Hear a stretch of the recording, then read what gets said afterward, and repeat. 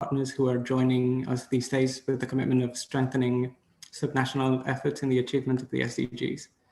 As you know, colleagues, VSRs are innovative tools that can enhance dialogue between spheres of government as well as local and regional ownership of the goals.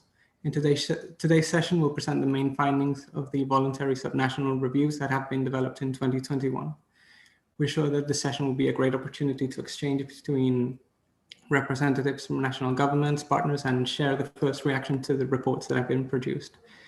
Without further ado, I would like first to give the floor to the Mayor of Soria and Envoy of the UCLG Presidency for the New Urban Agenda, Mayor Carlos Martínez Mínguez. Alcalde, por favor.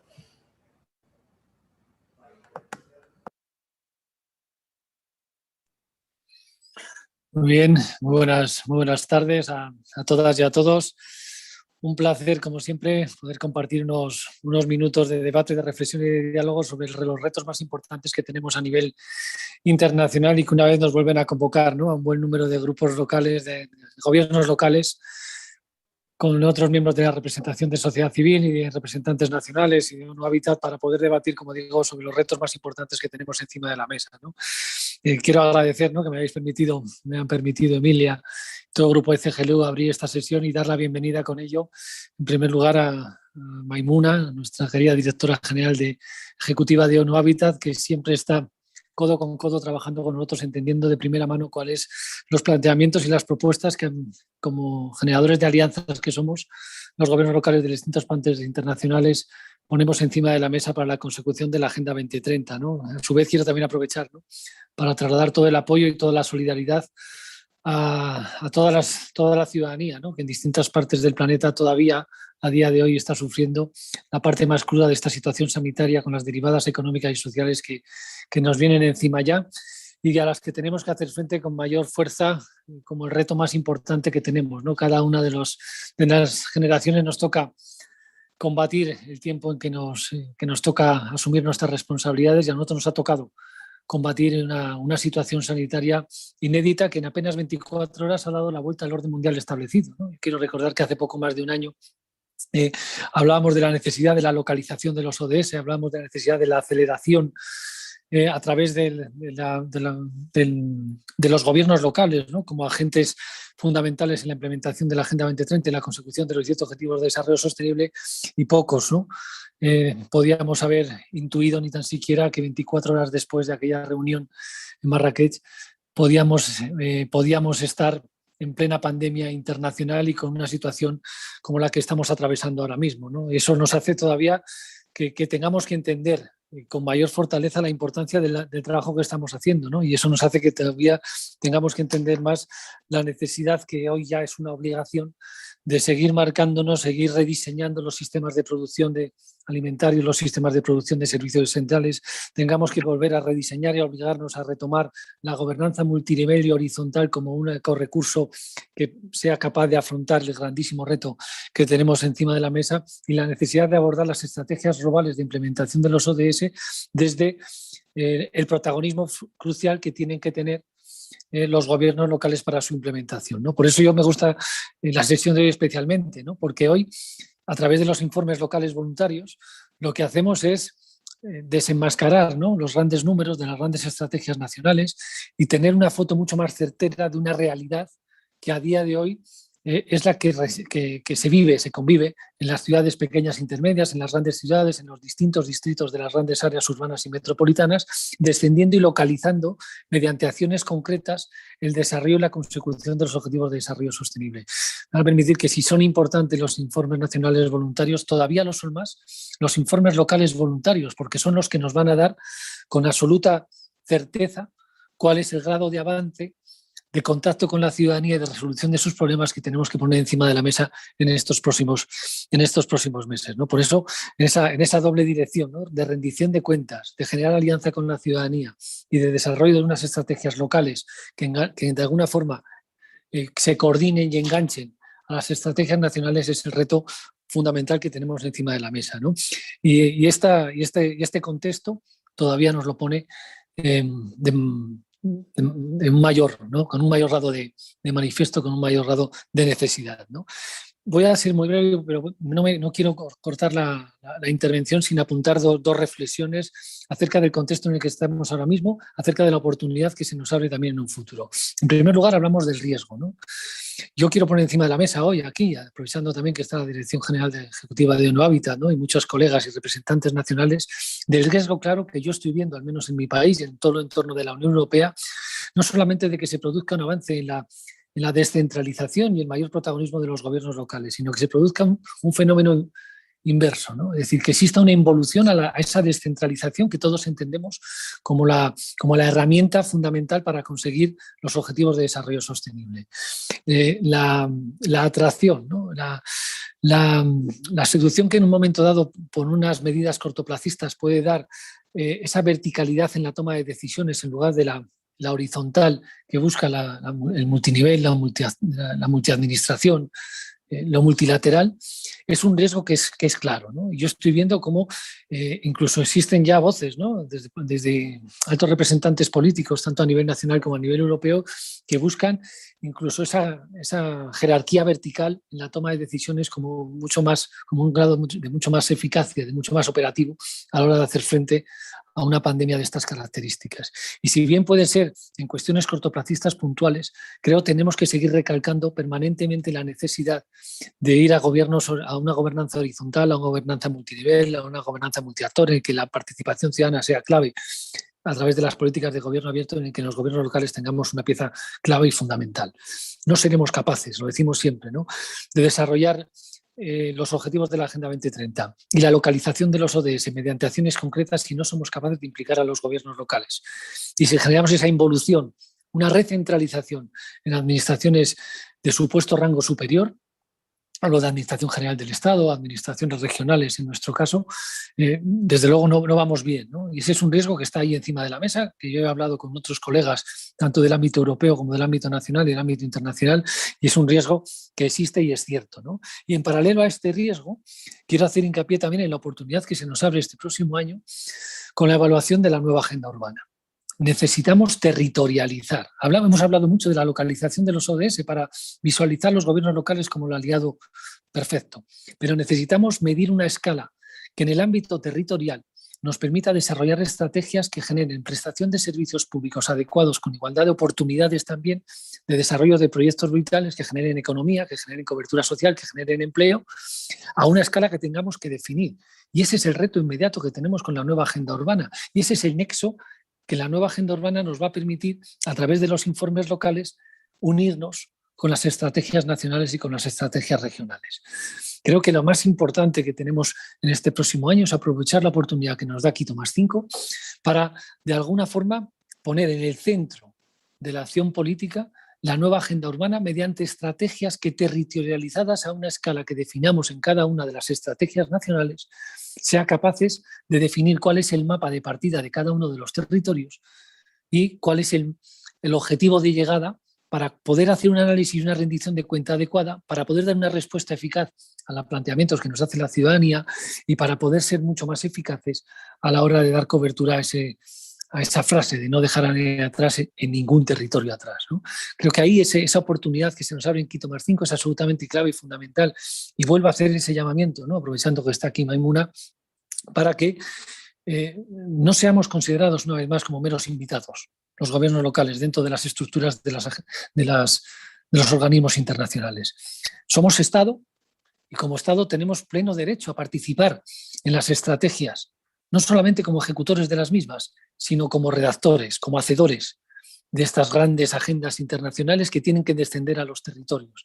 Y necesitamos formar parte de forma oficial en esa toma de decisiones, que se nos abra un espacio, porque seremos los mejores aliados que pueda tener Naciones Unidas, que pueda tener ONU Habitat a la hora, primero, de contener ese riesgo de involución recentralizadora que yo veo y, desde luego, para poder ser mucho más realistas a la hora de abordar ese desarrollo de acciones concretas que a la gente den una respuesta inmediata a lo que estamos planteando. Esa es la reflexión que yo quería dejaros hoy aquí. Agradeceros todas las aportaciones que se van a dar y ojalá podamos enriquecer el debate con estas 2 horas largas que tenemos por delante. Muchísimas gracias. Thank you so much, Mayor, Special Envoy. Before yielding the floor to the next speaker, I'd like to reiterate the importance of, as you have said, the potential of the new urban agenda to territorialize development and to establish a nexus between local and national strategies to respond to the needs of the citizens. Allow me now to give the floor to Executive Director of UN Habitat and Under Secretary General Maimouna Mohamed Sharif. Executive Director, please, you have the floor. Thank you very much, dear Amelia and Honorable Minister Moyo, dear Mayor Carlos Martinez, colleagues, excellencies, friends, ladies and gentlemen. A very good morning, good afternoon, and good evening to all of you. Welcome to the second day of the VLR and VSR days, I will call it, and to this very important session on voluntary subnational reviews. I would like to congratulate UCLG for its leadership in the creation of voluntary subnational reviews worldwide, and specifically at the Local Governments Association that have worked tirelessly in the past months to develop or support the VSRs. Yesterday, we launched the second volume of the guidelines for the VLR that looks into the multi-level connection between national and local processes for SDG reporting. And I firmly believe that the voluntary subnational review are and will be a central piece of this equation. So VSR have indeed the potential to serve as a basis for continued dialogue between local and national governments on SDG implementation. And in the past months, we have already seen how the elaboration of VSR has contributed to a critical improvement in the involvement of the local governments and their association in the national reporting processes, such as the cases of Mexico and Germany. So VSR provides a country-wide analysis of subnational efforts for localization of the SDGs. So they identify the main challenges and gaps at local level, providing critical information for the development of VNR. At the same time, VSR also support the local government association in strengthening the capacity of local governments in achieving the SDGs. I believe that VLRs, VSR, and also VNRs, if aligned and coordinated, can be powerful tools to enhance policy coherence and delivery of the development policies for our communities, especially in view of promoting sustainable, resilient, and inclusive recovery after the pandemic. I heard you, Mayor Martinez, your 3 point just now, and I myself believe in the integration of vertical and horizontal integration in the decision-making process at all levels, either it's at the global level, regional level, national level, and the local level. So the high-level meeting in New York next year on the 28th of April, 2022, on Quito +5 is the very, very important platform for all of us. It's not only a local government, I think for the whole system to look into the implementation of a new urban agenda and the localization of the SDGs. So dear partners, the VSR you have elaborated are important building blocks in advancing the localization of the SDG. So on behalf of UN Habitat, I reiterate our commitment to supporting and leveraging your effort to strengthen the global movement for the localization of the SDG. You can count on us because now at the moment now UN Habitat is also chairing the Future Cities Task Force where the Global Task Force is in, and also we are now moving forward to the Local 2030 Coalition. So let's work together, let's work harder, pray harder, and hope that it will be materialized and will be launched during the General Assembly in September this year on the Local 2030 Coalition. So thank you very much for giving me this moment and to be together with you. And thank you, and I hope that we can get the outcomes of this deliberation and can bring this to the high-level meeting next year in New York in April 2022. Thank you very much. Over to you, Jos. Thank you. Thank you so much, Executive Director. And thank you for the words on the potential of VLRs, VSRs, and the need to align and coordinate them in order to deliver the policies for sustainable development and the SDGs. And finally, allow me to introduce the last speaker of this opening session, His Excellency July Moyo, Minister of Local Government of Public Works of Zimbabwe. Your Excellency, whenever you're ready, thank you. Thank you very much, moderator and honorable speakers, Carlos Martinez, Mayor of Soria, and Madam Sharif, Executive Director of UN Habitat, and all the representatives of local authorities, representatives of associations of local authorities from across the globe. I'm very happy to participate in this session, especially talking about voluntary local reviews, which must be linked to the voluntary national reviews, and the impetus that you have given and the awareness that there ought to be a link between the national and the local is most welcome. Not that local authorities were not participating in the SDGs, but it is at the level of consciousness, of awareness, of systematic reporting and data collection that was lacking. By making sure that we conscientize our local authorities to do this, we will be advancing the SDGs, achievement of those SDGs for Vision 2030. In Zimbabwe, yes, we have local authorities which are part of our constitution. The constitution makes sure that local authorities are the governments nearest to the people, and they have been given powers in the constitution which have been translated into subsidiary legislation. And the cornerstone of those pieces of legislation, both the constitution and the subsidiary legislation, is what has now been termed our devolution and decentralization agenda. This devolution and decentralization agenda analyzes Zimbabwe subnational institution in three parts. First, there are the provincial and metropolitan councils, and then the second one is the local authorities, which are divided into urban local authorities and those which are mostly rural urban rural local authorities. But even those rural ones have some form of urbanization that has taken place. And the last thing are the communities, particularly in the rural areas. These communities have institutions of chieftainships, traditional leaderships. And so when we are talking about voluntary local reviews, we have to look at those institutions at subnational level to see how they can report. But the cornerstone of this is the local authority, because in our jurisdiction, the local authority has the power to raise own taxes.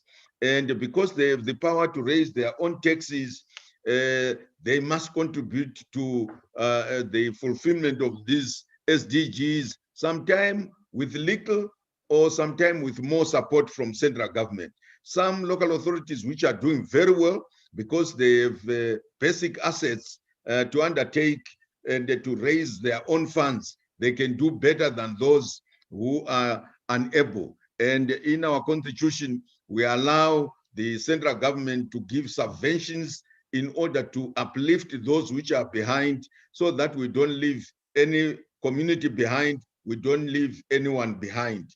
That is taken care of by the constitution, by a sort of equalization grants that must be given to the local authorities through these devolution funds, which when we give to the local authorities, it is on a weighted average. The greater weighting is on poverty. We put more percentage on the depth of poverty. The second weighting is the infrastructure that is in that local authority. And the third weighting is the population that is in that local authority. So that is how we want to use this sustainability threshold by making sure that local authorities do raise their own fund, and we help as government to make sure that their basic assets, the property tax that they get, is enhanced so that they can participate in the SDGs. Zimbabwe, obviously, in its national development strategy, which we have just enacted this year, we have taken a look at all the SDGs, the 17 of them at the national level, and try to mainstream them in our strategy in order to eliminate poverty.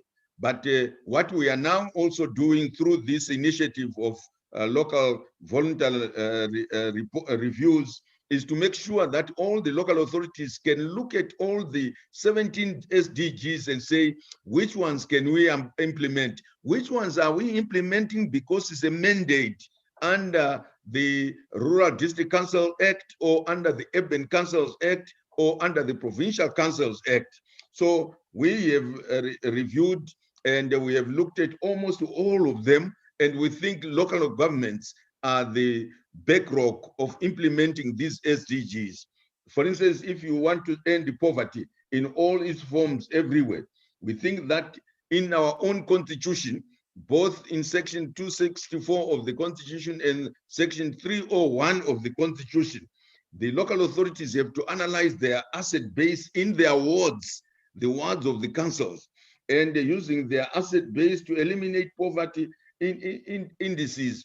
And at the end of the day, our president is now saying each local authority must tell us its GDP so that we can start to see those which are lagging behind, and those which are lagging behind. There's a section in the constitution which impels government to say, what can you do so that we don't leave any local authority behind, and we use a measurement that is known by all the local authorities.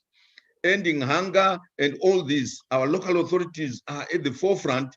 Either way, we have droughts, for instance, of making sure that they petition and they work with government to make sure that we have either cash subventions or we have food subventions. And in the urban areas, because of unemployment, the local authorities in their wards are also involved in this agenda. So we have looked at all the indices that are captured in the SDGs, the 17 of them, and we think within our jurisdiction, all the local authorities, urban and rural, you have something to report on.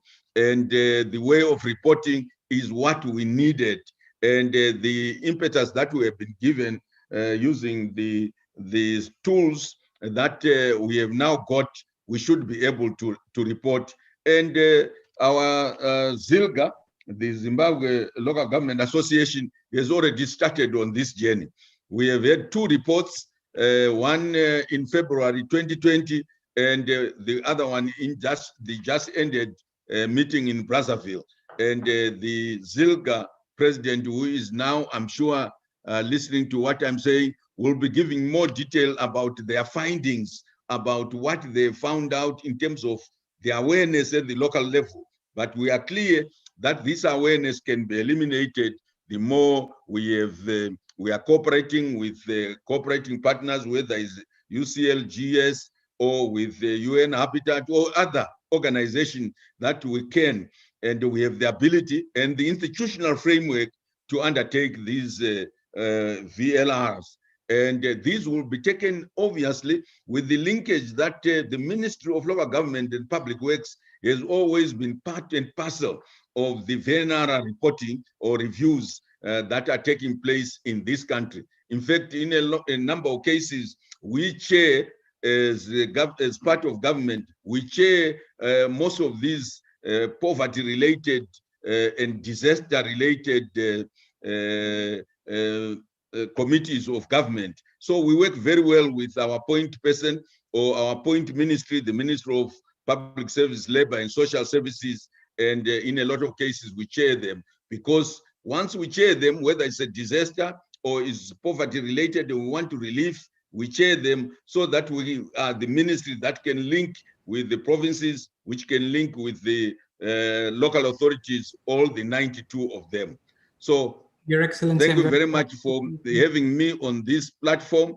And I want to encourage debate so that we can move forward. Thank you. Thank you so much, Your Excellency. Of all of the interesting things you say, I'd like to reiterate the importance of bridging the gap between local action and local reporting. Since we're running a bit late, I would like to just give thank all of the speakers of this very interesting opening section, and give the floor over to my colleague Edgardo Bielski, who will be moderating the presentation of VSRs. Edgardo, please, you have the floor. Thank you very much, Jose. Thank you very much, Executive Director, Honorable Minister, dear Mayor Carlos Martinez, for your opening. Now, it is a pleasure and an honor to moderate this session that brings together also ministers and high-level representatives from national offices and different ministries in charge of voluntary national reporting processes, as well as the 8 presidents of local governments associations that developed this year voluntary subnational reviews from Zimbabwe, but also from Norway, Cape Verde, Indonesia, Mexico, Sweden, Tunisia, and Germany.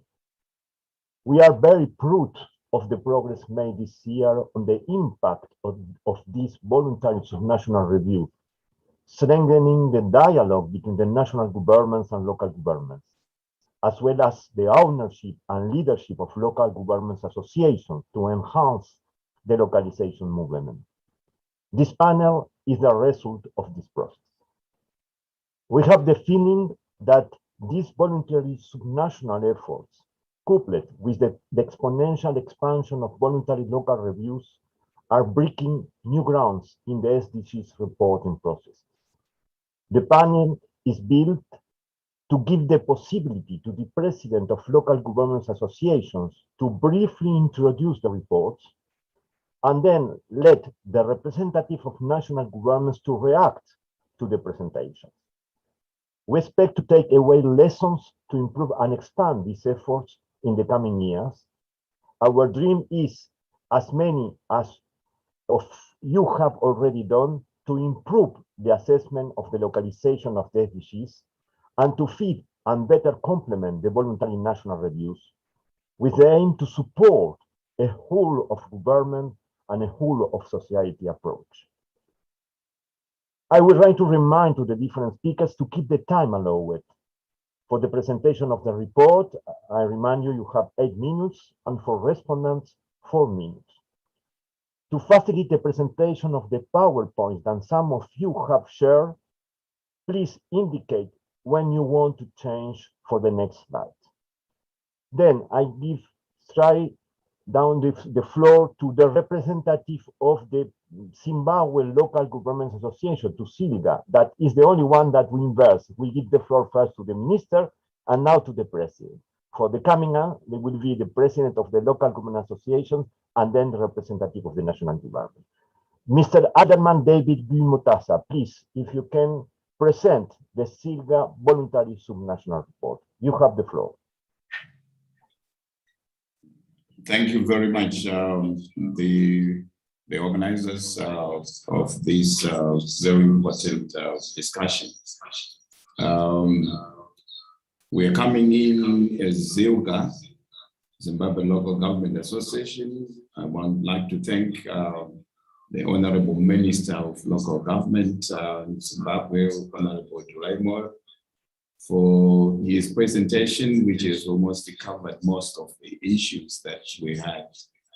But the case study for the SDGs, localization in Zimbabwe, the national microeconomic planning, clear the ministry and the parliamentary oversight structures have been aligned to SDGs since 2015. ZILGA and the ministry responsible for local government are still to develop and implement a systematic SDG localization initiative for local governments. The national coordination mechanization needs to steer subnational localization. The VSR preparation methodology. The first one is the national context of SDG implementation is especially localization. The competitive awareness of SDGs at central and local level.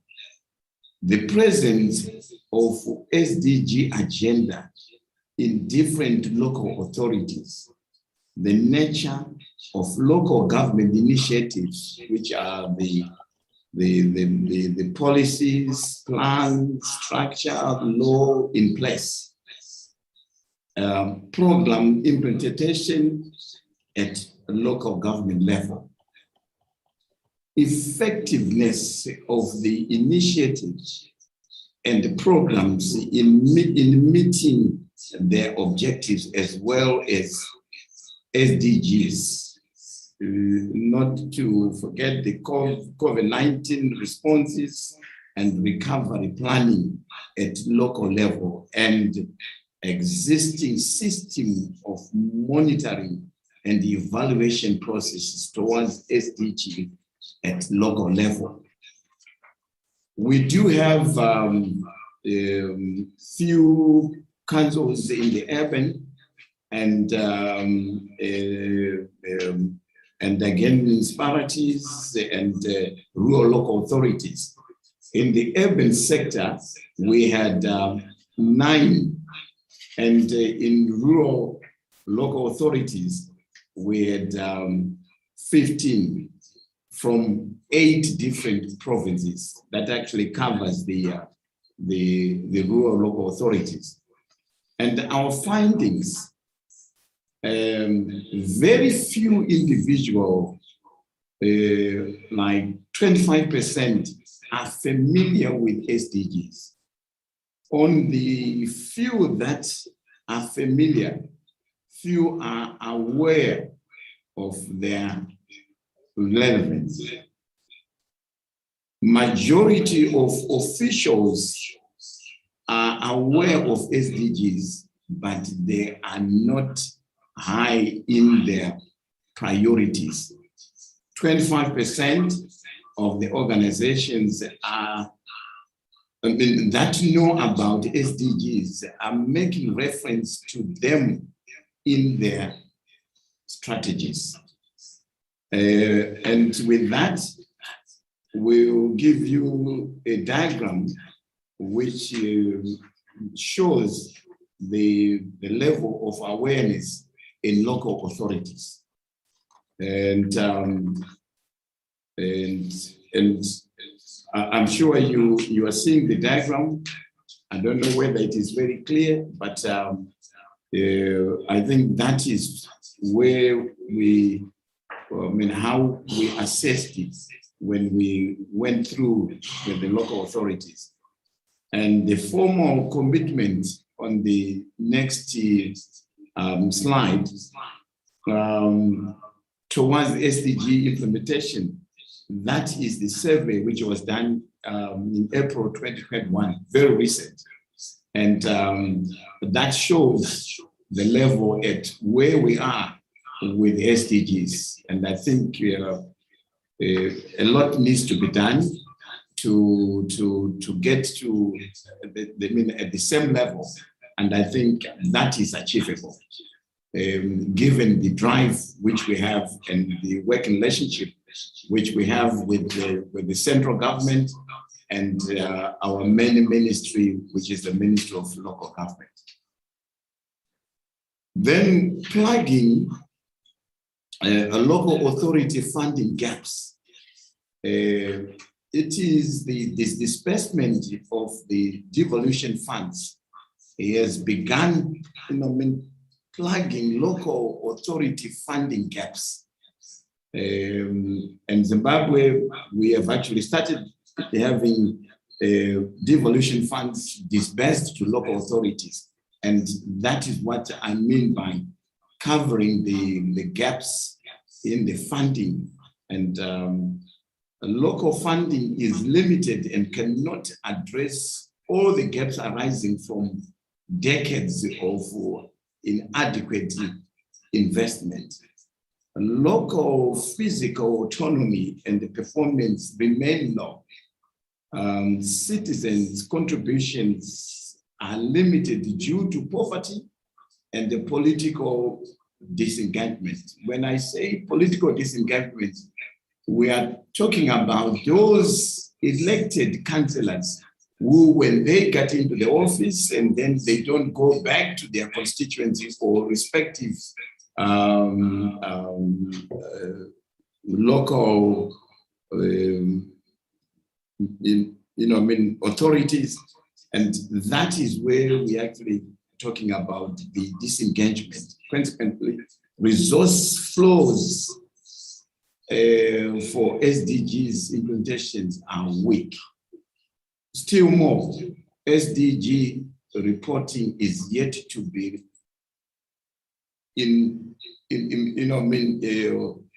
initiated systematically. That we need to actually look into that. Now we look at the engagement gaps. We are talking about the data and the initialization and the fragmentation, resource limitations, absence of SDG institutionalization. And when we now move to, after having gone through all this, we are actually looking at our recommendations to address these strategies gaps.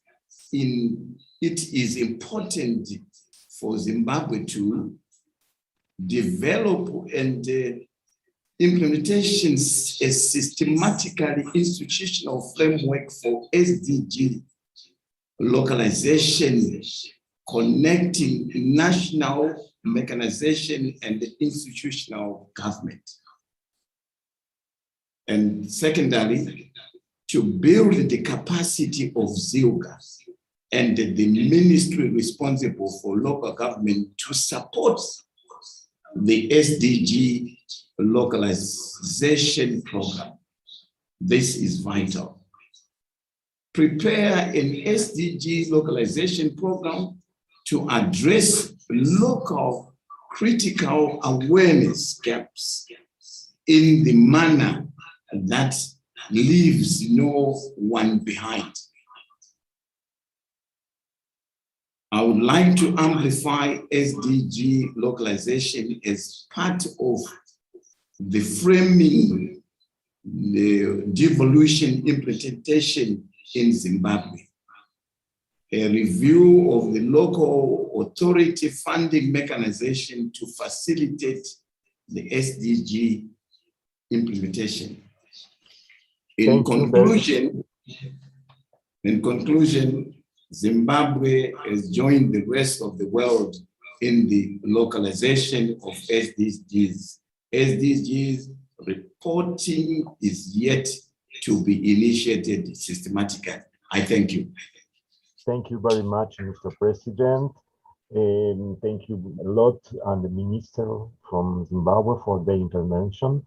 Now we are moving to Norway, to the President of the Norwegian Association of Local Authorities, KS, Mr. Bjørn Arlit Ram.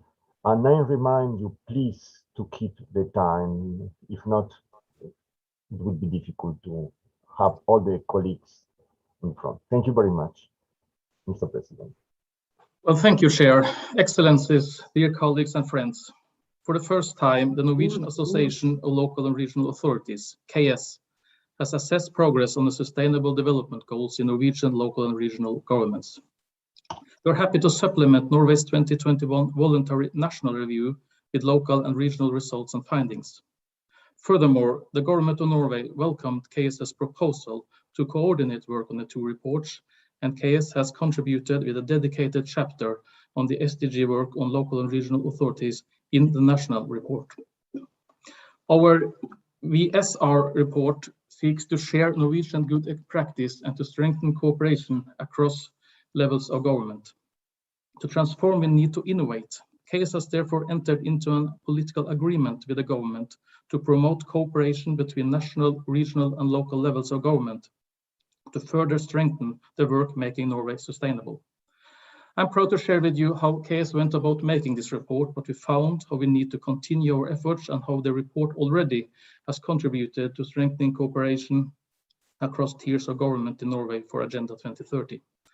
Our subnational review was prepared through an inclusive and participatory process involving a survey to municipalities and regional authorities.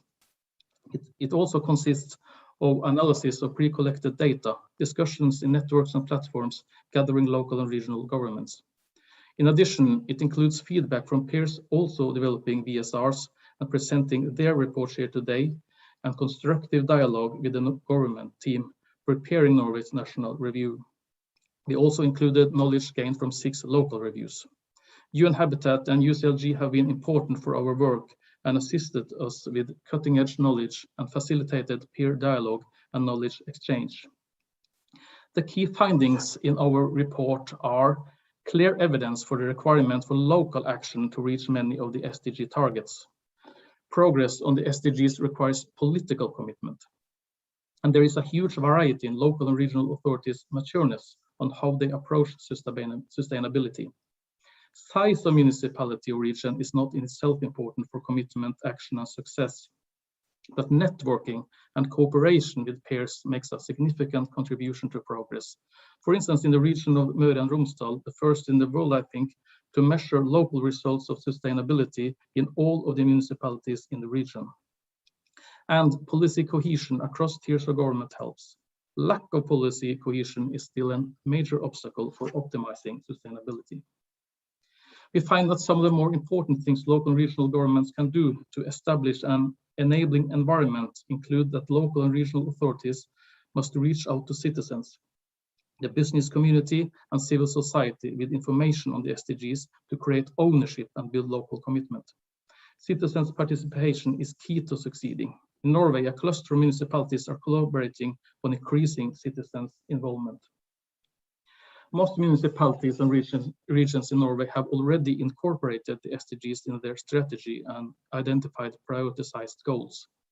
Already, nearly half of municipal master plans are constructed on the SDGs, and this percentage is increasing very quickly. Sustainability guide local development. Some already measure and report progress on the goals and targets in their management system. Yet few municipalities have fully incorporated the SDGs in budgeting or procurement strategies. Pursuing the SDGs in local and regional government has resulted in new partnerships and new ways of working. This innovation potential, though, is still not yet fully exploited. Barriers to the SDG implementation in Norwegian municipalities include limited capacity, weak political commitment, lacking tools and methods, and sufficient SDG knowledge. Regional authorities point to the absence of support and guidelines from national authorities as barriers to working with the SDGs. Our analysis show that a lot is going well in Norway and that local and regional governments are concerned and working systematically for a sustainable future. Municipalities and regions contribute substantially to SDG achievements through their regular service delivery, welfare production, planning, and development work. And municipalities and regional authorities have set ambitious climate targets, many which are more ambitious than national goals. A dedicated SDG indicator set is still lacking for local and regional authorities. This makes it challenging to monitor local progress on the goals and targets. We also find that household poverty and overcrowding is unfortunately increasing. Although falling, school dropout is still too high in Norway, and loneliness amongst Norwegian youth seems to be increasing. The proportion of the working age population who receive different kinds of benefits is high, with an increasing rate among young adults. Norwegian society is still characterized by gender disparity in income, representation, and employment.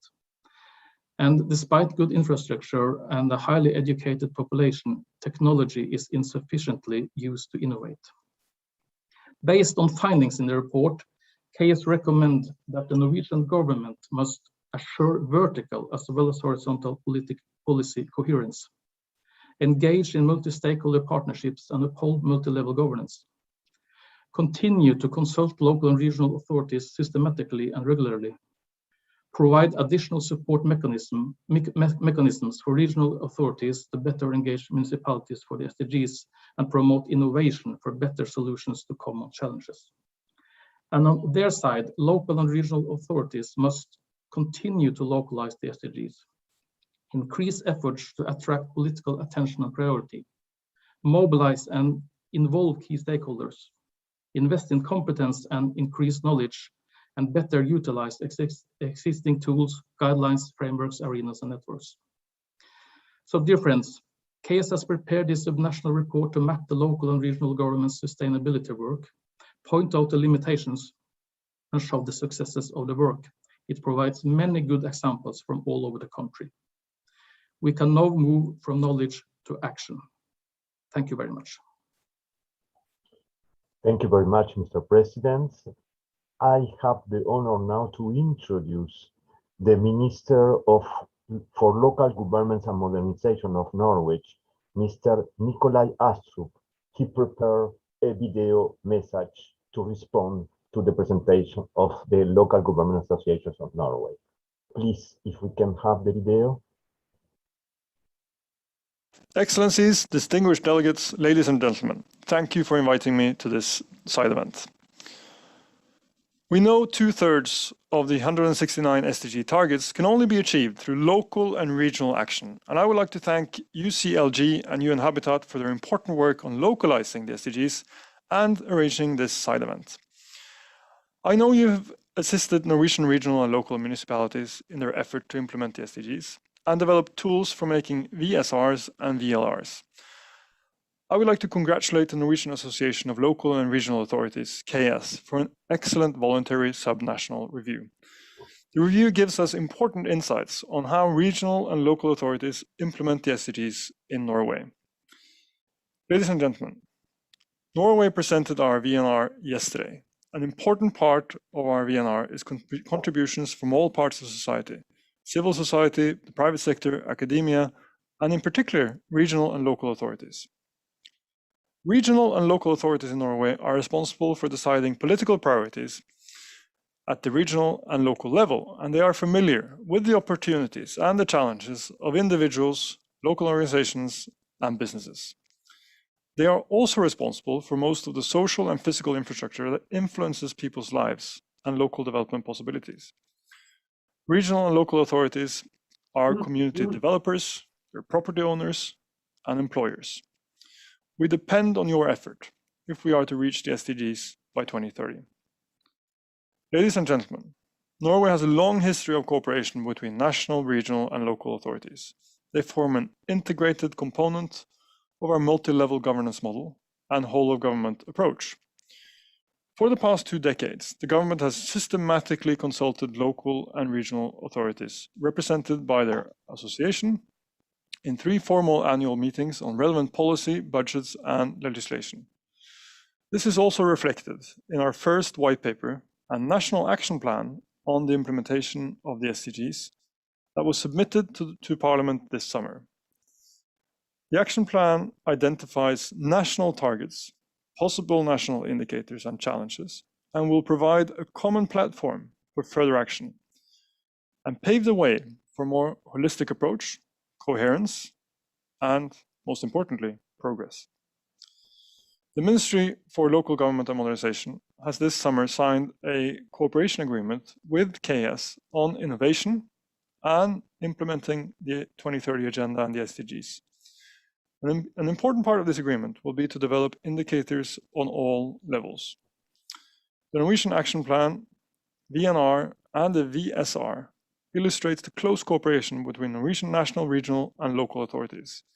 And I'm confident that this cooperation will be an important contribution to our progress on the SDGs.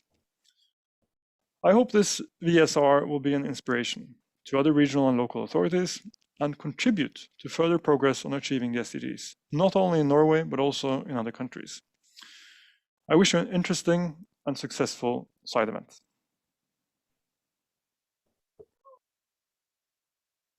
Thank you very much. Now we move drive forward to the other side of the world. We go to Cabo Verde.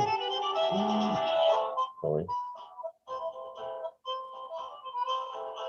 We move to Cabo Verde. And sorry for that, but I cannot. And I give the floor to the Secretary General of the General Association of Municipalities of Cabo Verde, Mr. Fernando Borges. And after him, I will give the floor to the Director of Planning, National Planning Department, Mr. Gilson Gomez Pina. Mr. Borges, the floor is yours. Messieurs, Mesdames, Messieurs les ministres, bonjour. Ici du Cap-Vert, je suis un représentant de l'Association nationale des municipalités du Cap-Vert en tant que secrétaire général.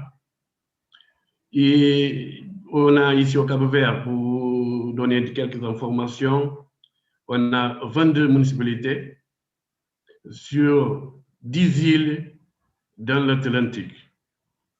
C'est-à-dire qu'on a, disons, un processus de décentralisation vraiment très dynamique et le gouvernement central et les gouvernements locaux travaillent ensemble pour qu'on puisse vraiment accélérer les processus de développement durable au Cap-Vert tout en essayant d'atteindre les 17 objectifs du développement durable.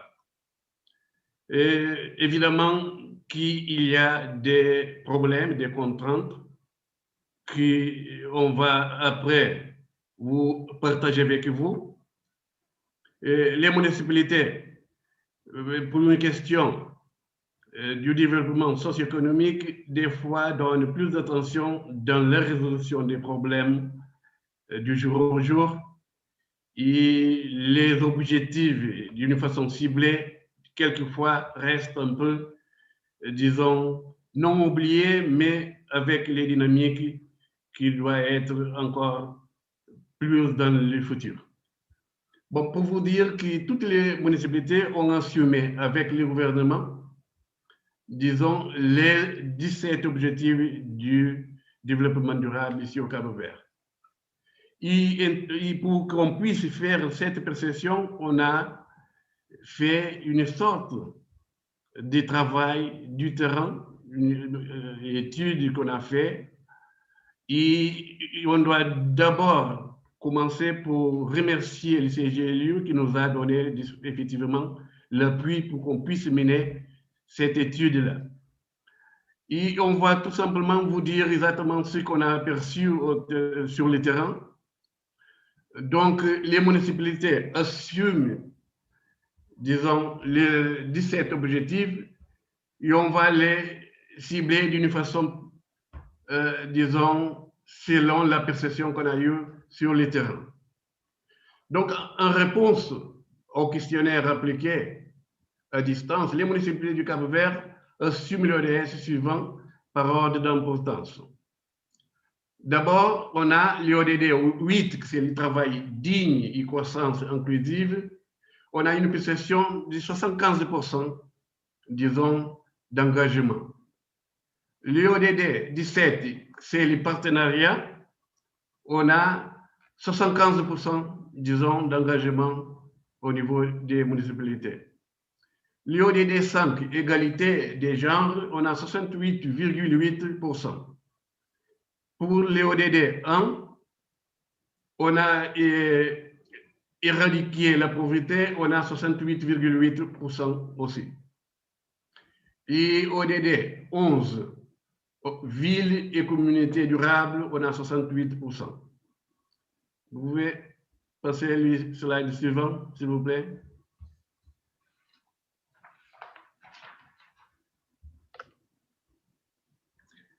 En réponse au questionnaire appliqué à distance, les municipalités de Cap-Vert priorisent les ODS suivants selon l'ordre d'importance. Donc, on a commencé pour éradiquer la pauvreté, on a 81% d'engagement, 80,3%. Et les partenariats, on a 75%. Égalité des genres, 68,8%. ODD 6, eau potable, 68,8%. On a ODD 8, travail digne et croissance économique inclusive, on a 68,8%. Et ville et communauté durable, c'est l'ODS numéro 11. Vous pouvez suivre les slides, s'il vous plaît. Évidemment, comme j'ai dit au départ, on a des contraintes et des faiblesses des municipalités dans la mise en œuvre des ODD.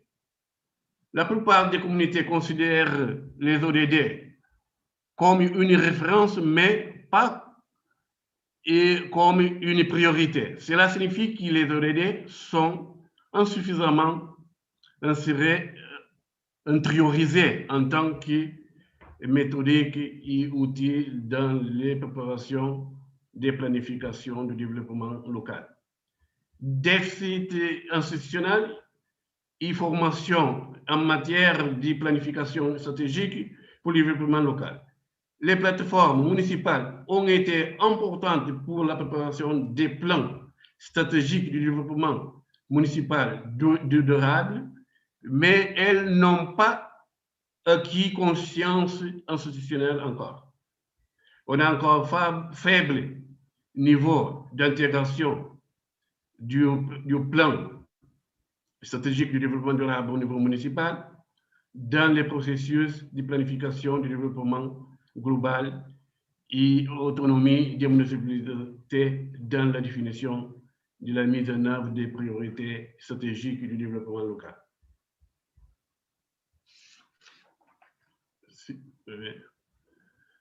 L'ODD effectivement mise en œuvre par les municipalités du Cap-Vert, on a, sur la base des réponses au questionnaire qui a été fait au niveau des 22 municipalités, on a confirmé l'ODD qu'on passe à mentionner. L'ODD 1, c'est éradiquer la pauvreté, on a un engagement effectif des municipalités 80,3%. Et l'ODS et ODD 6, eau potable, on a 80,3%. Et ODD 11, ville et communauté durable, 81,38%. Les partenariats, 68,8%. Suivant. Bon, les contraintes que nous, on a aperçues dans l'étude qu'on a fait, c'est que les municipalités vis-à-vis de l'administration centrale ont une grande dépendance, surtout au niveau financier. C'est-à-dire que les municipalités encore ont une capacité très faible d'immobilisation des ressources financières, surtout pour mener avant les processus de leur localisation. Et donc, pour faire ce travail-là, il faut effectivement qu'il y ait un partage plus important des ressources financières, surtout vis-à-vis du pouvoir local. Monsieur le secrétaire général, vous avez épuisé les 8 minutes. Vous pouvez conclure, s'il vous plaît, en 2 mots? 2 mots, c'est pour dire qu'effectivement, il y a une coopération très active entre les 10 niveaux gouvernemental ici au Cap-Vert, au niveau central et au niveau local. C'est-à-dire qu'on travaille ensemble pour que vraiment on puisse atteindre, disons, les objectifs des ODD dans le futur. Thank you. Merci beaucoup. Thank you very much.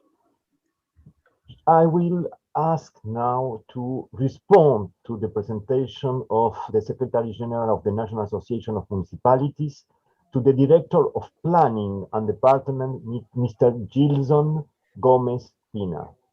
Mr. Pina, the floor is yours. Yeah. Good morning. Thank you, Mr. Edgardo. And first, let's thanks to Mr. Borges for this amazing presentation of the VLR in Cape Verde, and also to congratulate Cape Verde for the production for the first VLR. Actually, we are in second VNR in Cape Verde, and to show this production of the first VLR can show how Cape Verde is engaged with achievement of SDGs, especially at local level.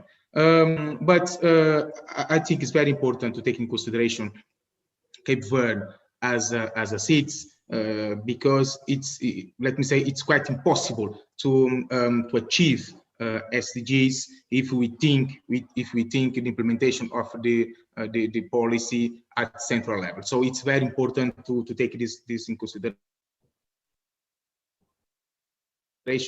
because look at implementation of the SDGs at a local level can be a way to left no one behind, and also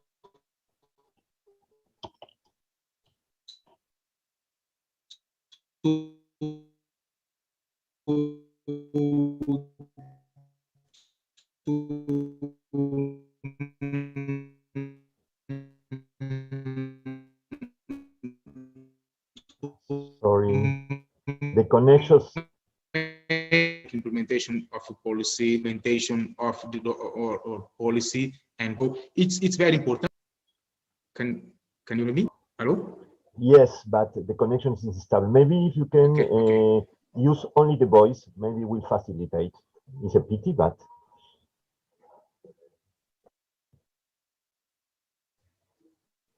I take off my video. okay, excellent. Go on, please. Okay. I think it's better now. Okay, so no, I was saying it's very important. It's very important to take in consideration as a country like Cape Verde as a seat. It's very important to think it as a local level, because when we think it at a central level, sometimes you can have some island or special for big cities to be, let me say, more beneficial in terms of implementation of policies, and some island or some municipalities cannot feel this development, since we think the important to think this. And Cape Verde has been done amazing works in terms of this to municipality. For example, as Mr. Borges pointed, there's some surveys the municipality was care about that. For example, agriculture, environment, education, social inclusion. So all these was let's say transferred from central government to the municipality. So this show how Cape Verde is engaged with us. So it's to say it's very important to give opportunity to the municipalities to prepare their policy, and also to make the planification link with the national government level. So we are doing also convergence matrix to see how each municipalities can have potential for achieve some SDGs, and to see the lack when they cannot do, and government will face this, let me say, to cover the policy that municipality cannot do. So it's very important. It's very important to do that. And municipality in Cape Verde, we have been done some relationship between the planification at local level, and also to do the link with this planification with the planification that we have at central level. So when we do that, we can say all the Cape Verdean and also all the people that live in Cape Verde should, let me say, all stakeholders should take part of the implementation of the SDGs, and also to feel the implementation of the SDGs. So as soon we do that, we can see the way that the SDGs, the localization SDGs, can be part of the implementation of the SDGs in Cape Verde. So thank you for your attention. Thank you very much, Mr. Gilson Pina, for your speak, and sorry for the quality of the link, but I think the message is get it.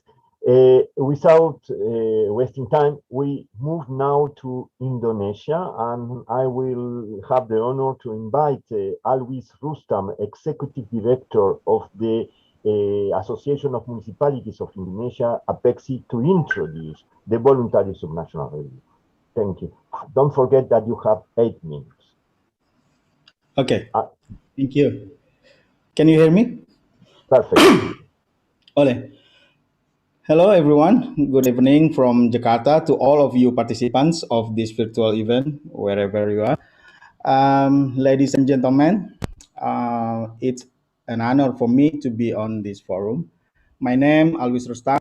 I am the Executive Director of the Association of Indonesian Municipalities, or Indonesian acronym named APEXI, and also the Secretary of Board Management of the APEXI.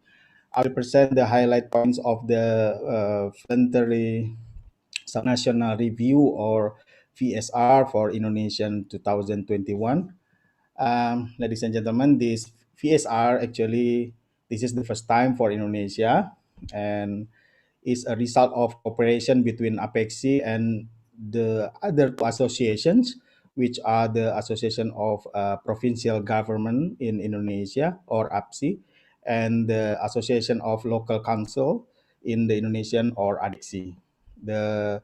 This review is supported by the UCLG and UCLG of Asia Pacific and the USDGs Network in Bandung Institute of Technology, or ITB. And could you please next one? I will use this limited time to share. As we believe that the responsibility toward implementation of SDGs are shared among different levels of government. We do expect that in the attempt to localizing SDGs, collaborative multi-level governance can overcome some institutional barriers and the limit participation. Next one. And the national government of Indonesia has provided many guidances for the local government, so that we in subnational level can develop local action plans, farming local task force, as well as receiving technical assistances. More importantly, the national government has also established the scheme for monitoring and evaluations. Next one.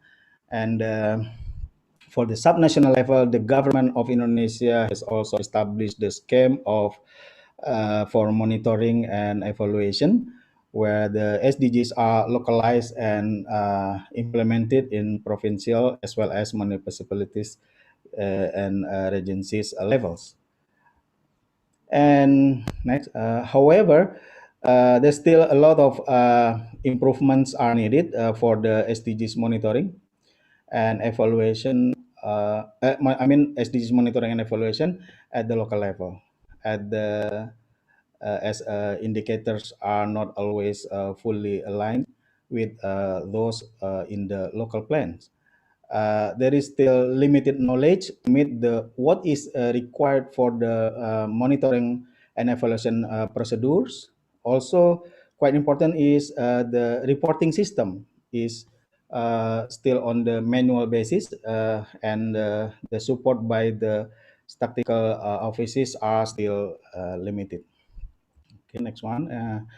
As local government association, we are still learning and continue learning about this localizing SDGs implementation in Indonesia. We have been involved together in localized SDGs program that supports the local governments to be better aware of the SDGs, and so that they are able to integrate the SDGs into local development plans, implementation, and also engage multi-stakeholders. The VSR that we develop is a good momentum to strengthen the role of local government associations to support the acceleration of SDGs implementation and to strengthen the social political position at the local level through the participation of the city council, I think. And next one. As now the COVID-19 pandemic has triggered policy responses at the local level, which required local government to refocus their programs and activities to strengthen the healthcare services, to limit mobility, to do distance education, and also ensuring food security, job creation, economic rebound, etc., etc. And it is represented in the goal of number 1, number 2, number 3, number 4, and also the goal number 8. Yeah, this of course impacting our effort in localizing SDGs as it slow down our progress, because some of programs dedicated to SDGs are postponed or even cancelled, yeah, due to mobility restriction or funding limitation and reallocation due to the pandemic. Okay, next one. Despite, next slide, please. Despite the impact from the pandemic, we are positive the local government are doing the best, their best, and progressing in the SDGs implementation, especially since integration of SDGs into local plans have been intensively executed. We are recognized that local leadership matter actually in determining the success of localizing SDGs, and also collaboration with non-state actors showcase as SDGs best practices are also essential, in which also has been identified in the VSR and VNR of Indonesia. As recommendation from the VSR, we'd like to see that there is a wider recognition that local government can take strategic roles in implementing SDGs, allowing local interpretation and local enabling environment in order to reach the community they usually serve. Local governments and its associations can be more proactive in exchange the practices and in municipal province municipality agencies collaboration. We also expect that local government associations will engage in advocacy and dialogues to strengthen the multi-level government policy design and coherence to be better align the SDGs with local plans and to connect with intensively with the national government.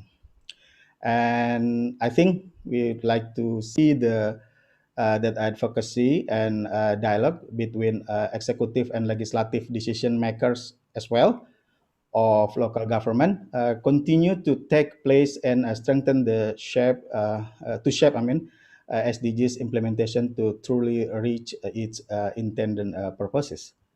We see that multi-level multi-stakeholder involvement at the local level are essential, and we would like to see more there input. Finally, we expect the local government representative and its association who bring the collective voices for local government can be part of the national coordination mechanism for SDGs implementation. Those are, I think.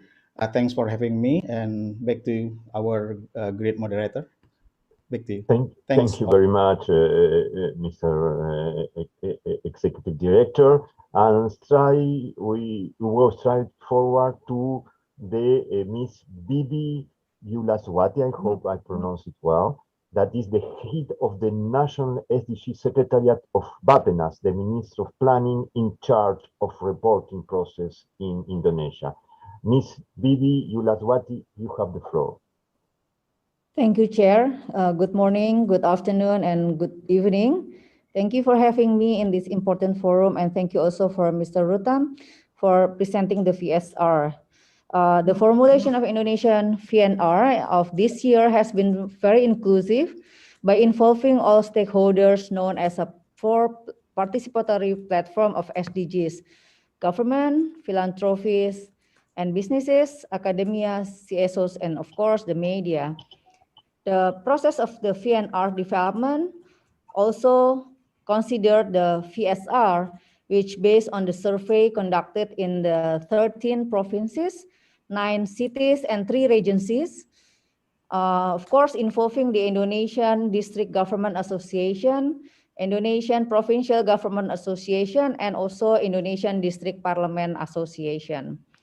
From the CSR, we could have a new knowledge on subnational government's performance, particularly on the implementation of SDGs, how they set the priorities for SDGs aligned development, and of course, level of their understanding of the SDGs. Beside the VSR, the process of Indonesian 2021 VNR also accommodates the results from the voluntary local review conducted by the Surabaya municipality. This is the second biggest city in the Indonesia. So in addition to the subnational's commitment on the SDGs implementation, this process has been encouraged by the integration of SDGs into the midterm development planning of the city government. So the VSR and the VLR was really the first for Indonesia. Along with the decade of action, it is an effort to localize the SDGs in Indonesia, which in the process involve of the adaptation, implementation, and of course, monitoring of the SDGs at the local levels.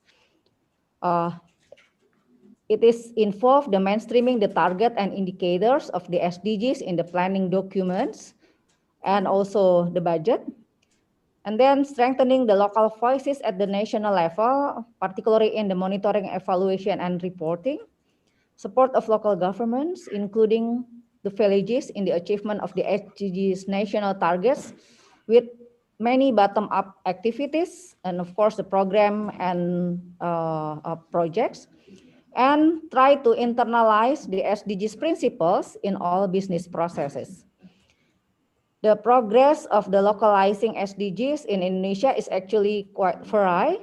Some challenges include different level of understanding, different level of leadership or ownership, and different capabilities, particularly in the financing.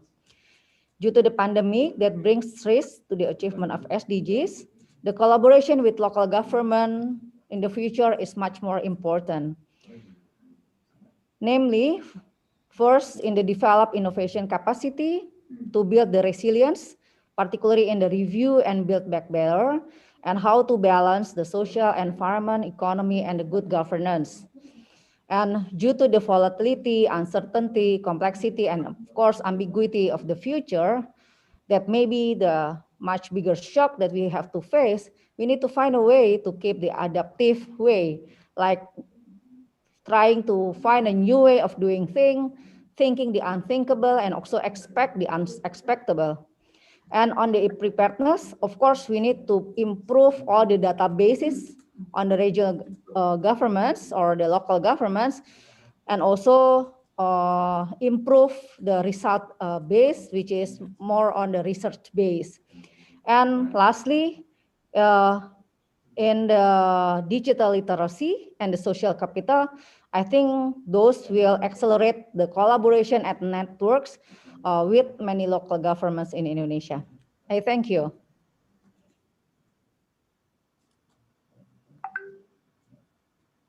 Thank you very much for your suggestion and recommendation, Mr. Yulaswati. And we have a problem with the mayor of Acapulco that is representing the National Conference of Municipalities of Mexico. We're trying to sort out these difficulties, and if not, we will give the room to the Secretary General of FLACMA. But let me, for the moment, if it's possible, give the floor to Sweden in the time that we try to sort out these difficulties. Ms. Carola Gunnarsson, Mayor of Sala, could you please take the floor now? Thank you very much, and good morning, good afternoon, and good evening to all of you. I will present some conclusions from the Swedish voluntary subnational review led by Salar. Next, please, if you can have my PowerPoint. Yeah, as give us a few seconds because there was a change in the order. Then the colleagues. Okay, good. Thank you very much. I would like to start by telling you a little about the Swedish Association of Local Authorities and Regions, because that's a member and employer organization for all the municipalities and regions in Sweden. And we provide knowledge, advice, and service, and we strengthen municipalities and regions in their mission of developing welfare services for all citizens. Next, please.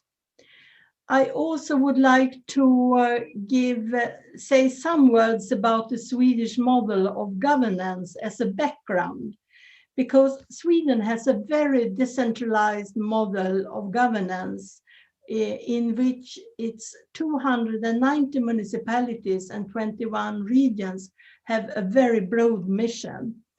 There is a long tradition of local responsibility and decision-making in Sweden.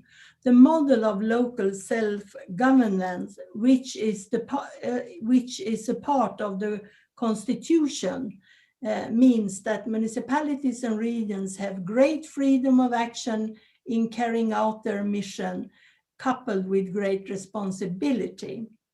And the municipalities and regions finance their activities via taxes, user charges, and government grants. Next, please. The COVID-19 pandemic has highlighted many challenges and has, among others, shown us that an unequal distribution of good health in the population risks weakening our society. In this report, Salar has identified 6 areas of great importance for people's and society's resilience to new pandemics and crises. And we highlight participation and trust, education and training, work and unemployment, isolation and loneliness, physical activity and healthcare. Next, please. Our impression is that each year more and more municipalities and regions strengthen their work on sustainable development. There are many good examples of methods and ways of working, some of which are shared in the report. In the report, you can also find summaries from 4 voluntary local reviews from the city of Helsingborg, Malmö, Uppsala, and Stockholm. To reduce inequalities, we need to see clearly what inequalities we must deal with in the society. We need to address the urgent problems, but above all, we must work preventively. The COVID-19 crisis has reinforced challenges and shown our society's vulnerability. Results in different municipalities vary. There are different conditions in large cities, rural areas, suburbs, and smaller communities. This creates various capacity to implement the SDGs. It's very important that for Agenda 2030 to become part of the municipalities or regions' development strategies, it must become an integral part of the overall governance and management system.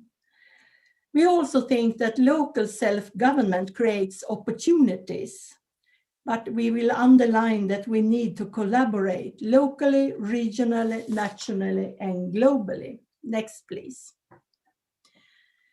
In the wake of the pandemic, several commentators have argued for more centralization and less self-government at local and regional level. But we from Salar, we are convinced that the decentralized system plays an important role for democracy. Local level is closest to the citizens, and citizens are close to the decisions and can exert influence and hold decision makers to account. To build inclusive societies built on equality, we must include people. We need to use civil dialogues, and we need to build democratic spaces. A decentralized system must have fair conditions to maintain its missions. Municipalities and regions need reliable and long-term economic planning conditions.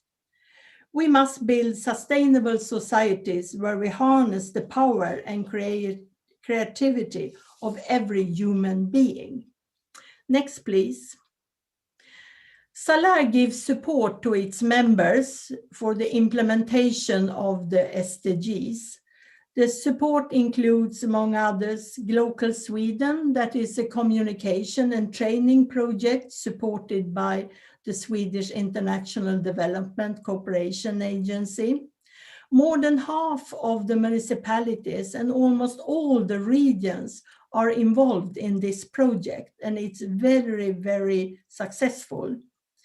We also have, from SALAR point of view, focus on governance and leadership, including the use of key figures to measure effects and developments.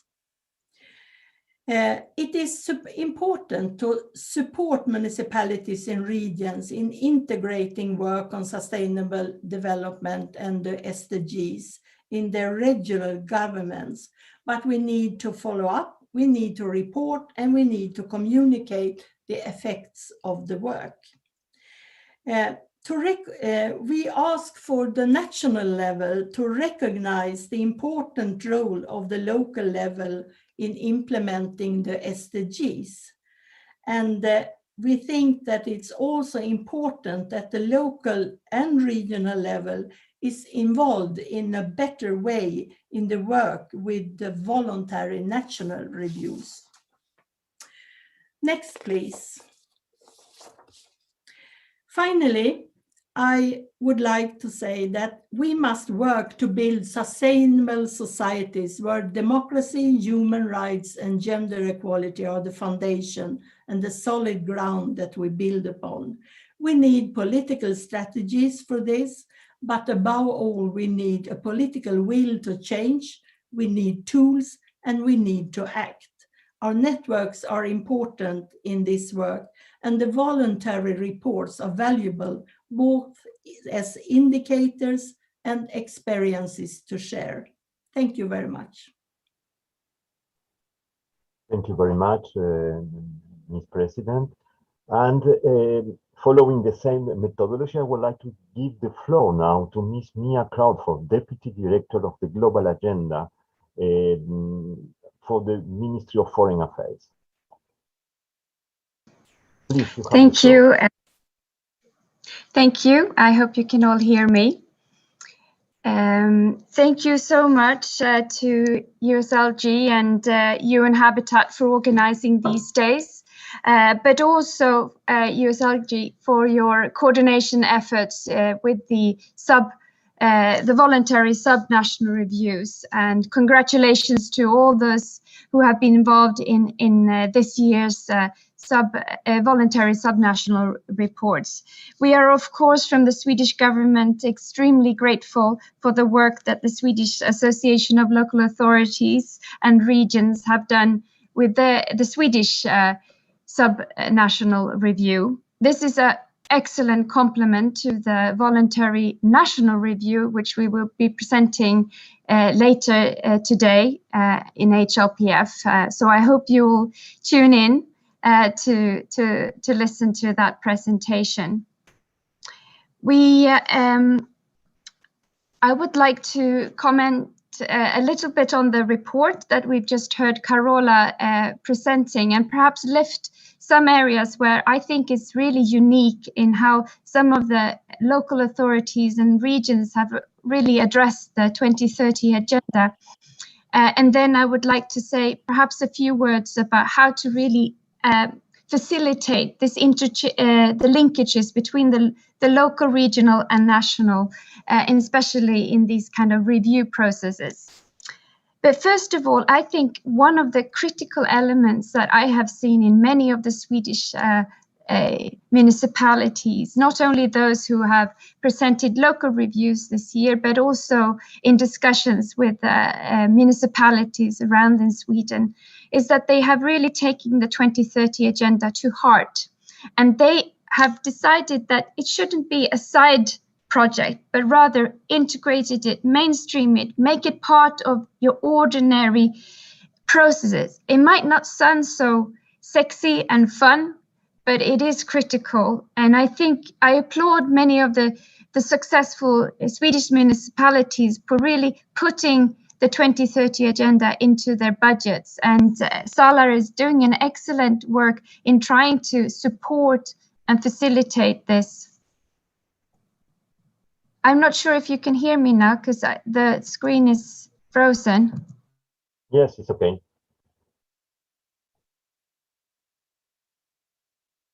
We can hear you. We lost again.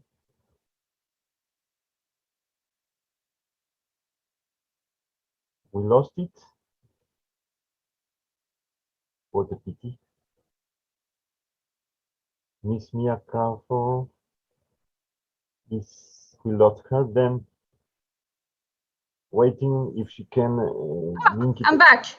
Ah, am I back? Please. Yes. Sorry on. that you lost me.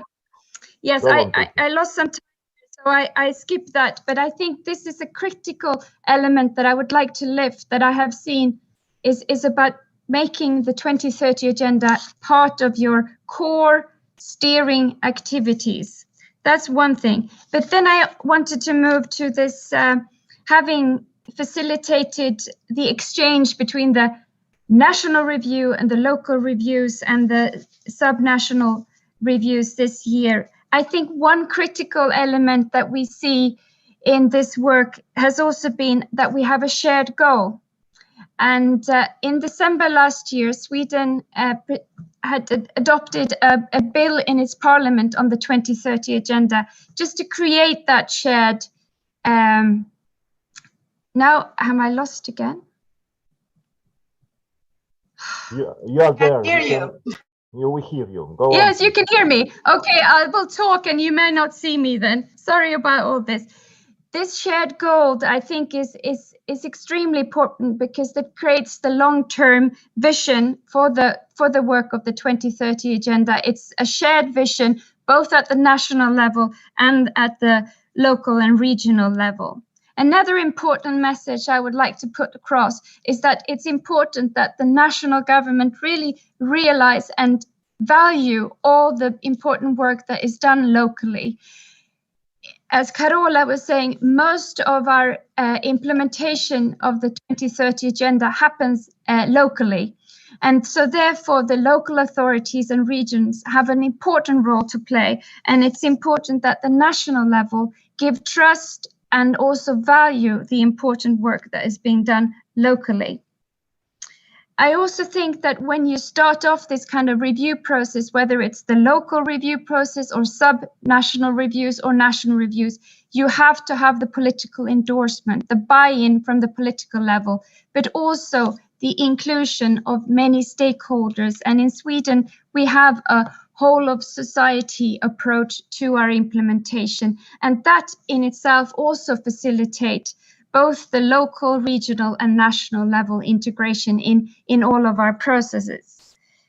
And then I'd like to end up with just saying that it's important to build this kind of mechanism for coordination, for trust building, and to support each other, because conducting these local reviews and also the national reviews or the subnational reviews has been a partly new journey for us. And then it's important to have mechanisms to talk to each other, create trust, and learn from each other, so that this really is a learning process that does not end with a report, but actually moves forward and something to build onto and others can learn from.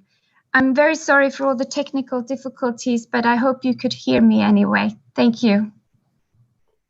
Thank you very much. It was an excellent response to the presentation of the president of the Salar Association. Then now we move as I promised you, to Mexico. We move again to the other side of the world, and it's a pity that the mayor of Acapulco cannot do it. She tried to connect, but it was very problematic.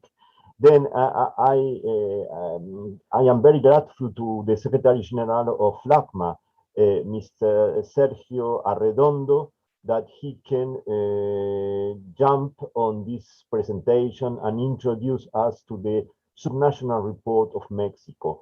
Please, Sergio, you have the floor. Muy buenos días, saludo desde mi país, desde México, a este importante evento, con el afecto y el respeto a las autoridades, la directora general de ONU Habitat, mi secretaria general Emilia Sáenz y todas las autoridades y organismos que participan en esta sesión. Y una disculpa de parte de la alcaldesa de Acapulco, que es la presidenta de la Conferencia Nacional de Municipios de México, que ha tenido problemas técnicos que veo que no son limitativos de mi país. Quiero compartirles muy brevemente la experiencia importante que hemos tenido en estos últimos meses, en estos últimos 6 meses, con el liderazgo y la coordinación de CGLU. Hemos impulsado en mi país, en México, un proceso que me parece virtuoso. Está buscando consolidar una estrategia que nos permita involucrar a los gobiernos locales, los municipales y de los gobiernos estatales, todos los gobiernos locales, en este proceso de trabajo que nos permita hacer más efectivo las transformaciones que tienen que tener nuestras ciudades en el ámbito comunitario para la implementación de los ODS. 3 cosas destacaría inicialmente. Primero, que ha habido un gran trabajo colectivo, decía yo, con el liderazgo de CGLU, donde han participado las entidades del gobierno nacional, donde han participado entidades internacionales como GIZ, y donde los gobiernos locales, a través de la Conferencia de Municipios de México, la Federación Latinoamericana de Municipios, la Conferencia Nacional de Gobernadores de México, todos juntos haciendo un gran equipo, hemos logrado dar avances en estos últimos meses. Esto ante los retos estructurales que vive el mundo, pero también México. La coyuntura sanitaria y los impactos económicos en la calidad de vida de nuestras ciudades dificulta a los gobiernos locales asumir responsabilidades, compromisos y acciones más consistentes. Particularmente en México hemos vivido hace poco más de un mes una elección histórica donde en los últimos 100 años es la elección más importante por el número de autoridades locales que se han electo, que se han renovado. Además de que por primera vez en México también existe reelección y los periodos de gobierno de las autoridades locales han podido ampliarse. Esto en un universo complejo de México de más de 2.400 municipios, 32 estados y más de 120 millones de habitantes. Quiero compartirles algunos de los resultados de los trabajos que hemos obtenido en la preparación del informe subnacional acá en México. Primero, destacar los avances. Hemos hecho un trabajo, decía, de coordinación muy importante en las 32 regiones, en los 32 estados de mi país, de México. La mayor parte de esos gobiernos estatales han impulsado, vale la pena destacarlo, importantes reformas a sus legislaciones de planeación, a sus planes estatales del desarrollo, y con ello han establecido plataformas de seguimiento, incluso a nivel presupuestal. Esta dinámica de reformas institucionales ya está permeando incluso en el ámbito municipal, en los 2.400 municipios del país. Tenemos un órgano, el Consejo Nacional de la Agenda 2030, que ha aprobado, por ejemplo, la creación de un comité a nivel de gobiernos subnacionales que permita la participación con voz y con voto de los gobiernos locales en las decisiones de la implementación de los ODS. Esto nos está permitiendo, desde luego, que la transversalización en los temas de sostenibilidad nos permitan desarrollar políticas públicas a nivel de cada una de las regiones o entidades federativas. Hemos logrado ya que en este proceso de trabajo 2021, 6 estados y 2 municipios abanderen, lideren, realicen procesos que permitan después reproducirse virtuosamente en el resto de los gobiernos locales de nuestro país. Hay avances entonces importantes. Por el otro lado también encontramos desafíos, problemas, inercias que tenemos que vencer. En primer lugar, yo destacaría el tema de la coordinación entre los 3 órdenes de gobierno que existe en nuestro país. Tenemos que trabajar aún mucho para que al trabajar en la implementación de la Agenda 2030 lo hagamos en forma armónica los 3 órdenes de gobierno. En México existe un Sistema Nacional de Planeación, que es el espacio de coordinación multinivel, pero que tenemos que hacer que sea más efectiva la colaboración entre los 3 órdenes de gobierno. En materia fiscal hay desafíos particularmente importantes. Tenemos que conectar la capacidad de generar recursos de los gobiernos locales para que puedan direccionarse esos financiamientos a la implementación de los objetivos del desarrollo sostenible. Eso no lo estamos logrando aún. Más aún, los gobiernos locales tenemos la demanda de que en los últimos años hemos visto reducir los recursos, contrario a una tendencia que llevábamos en las últimas décadas en México para incrementar los recursos a los gobiernos nacionales. Por eso, tanto los estados como los municipios tenemos que trabajar aún mucho para fortalecer nuestras capacidades institucionales y de generación de recursos para que ello nos sea una palanca, un instrumento para mejorar la localización de los ODS en el ámbito local. También tenemos que trabajar mucho para que podamos generar información, mejor información y apoyar estos procesos de evaluación de la Agenda 2030. Algunas recomendaciones se han derivado del trabajo que hemos hecho estos últimos meses. Por un lado, tenemos claro que tenemos que mejorar los órganos, los espacios, los foros de implementación de la agenda en muchos estados. Lo hemos hecho ya en 24 de las entidades federativas de mi país, pero nos hace falta aún fortalecer esos órganos de seguimiento y de implementación.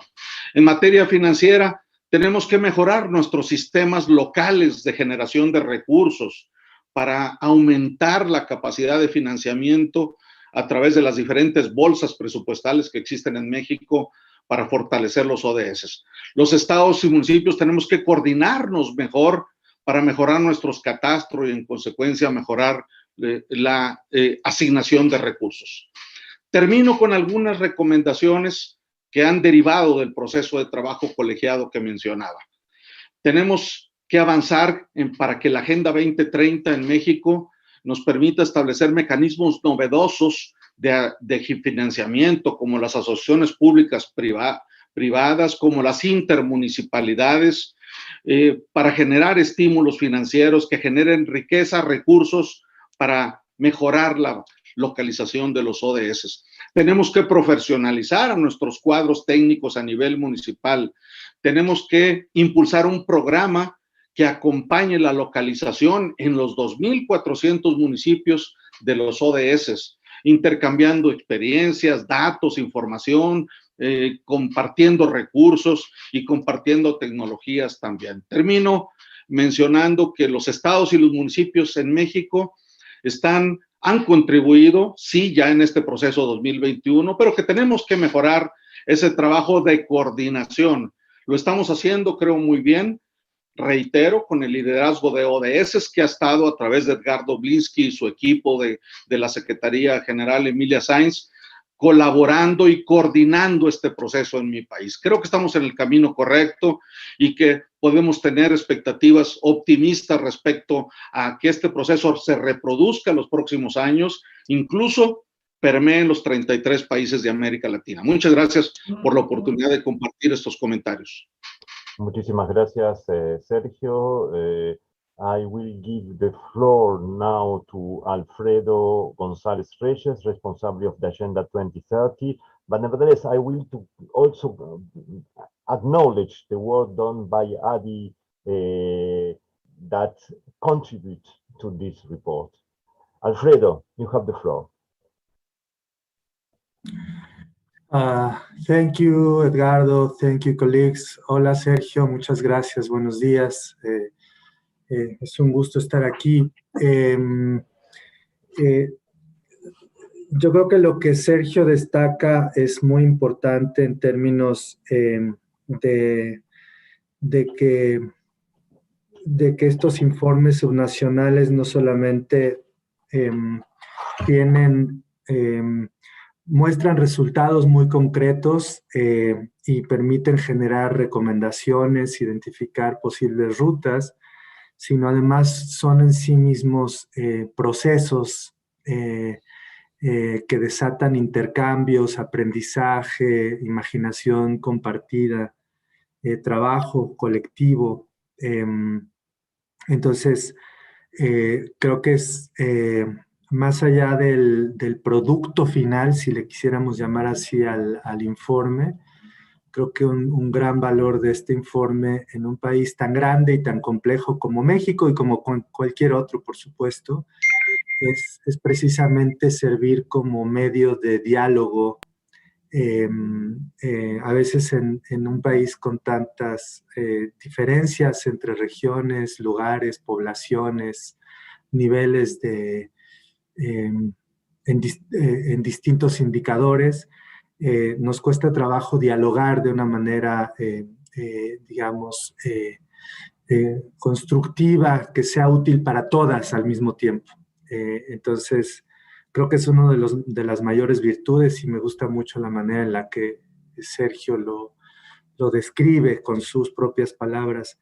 Hay otra cosa que me parece importante es la mención que hace Sergio sobre los retos estructurales que hacen difícil tomar acciones que sean completamente consistentes como nos gustaría, como nos enseñaron a tantos de nosotros en la universidad, en nuestros libros de texto, donde nos enseñaban que la política pública es algo donde le jalas una palanquita aquí y necesariamente sucede de manera lineal otra cosa en otro lugar.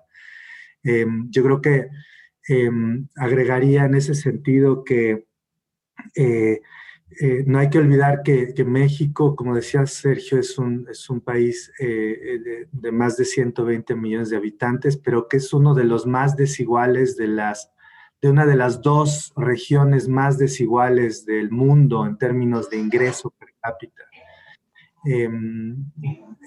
Donde todavía hace un par de años, con nuestra última medición en 2018, más de 50 millones de personas de esos 127 estaban en condiciones de pobreza. Entonces, donde hay un norte y un occidente que están muy ligados a la prosperidad que ha generado el comercio en Norteamérica, pero donde hay un sur y un sureste que apenas en el último par de años estamos tratando de integrar de manera más activa a esa prosperidad. Porque ha estado siempre desligado de la dinámica comercial, regional e internacional. Entonces, creo que eso nos ayuda a entender justamente muchos de los retos que ya Sergio mencionaba o sugería.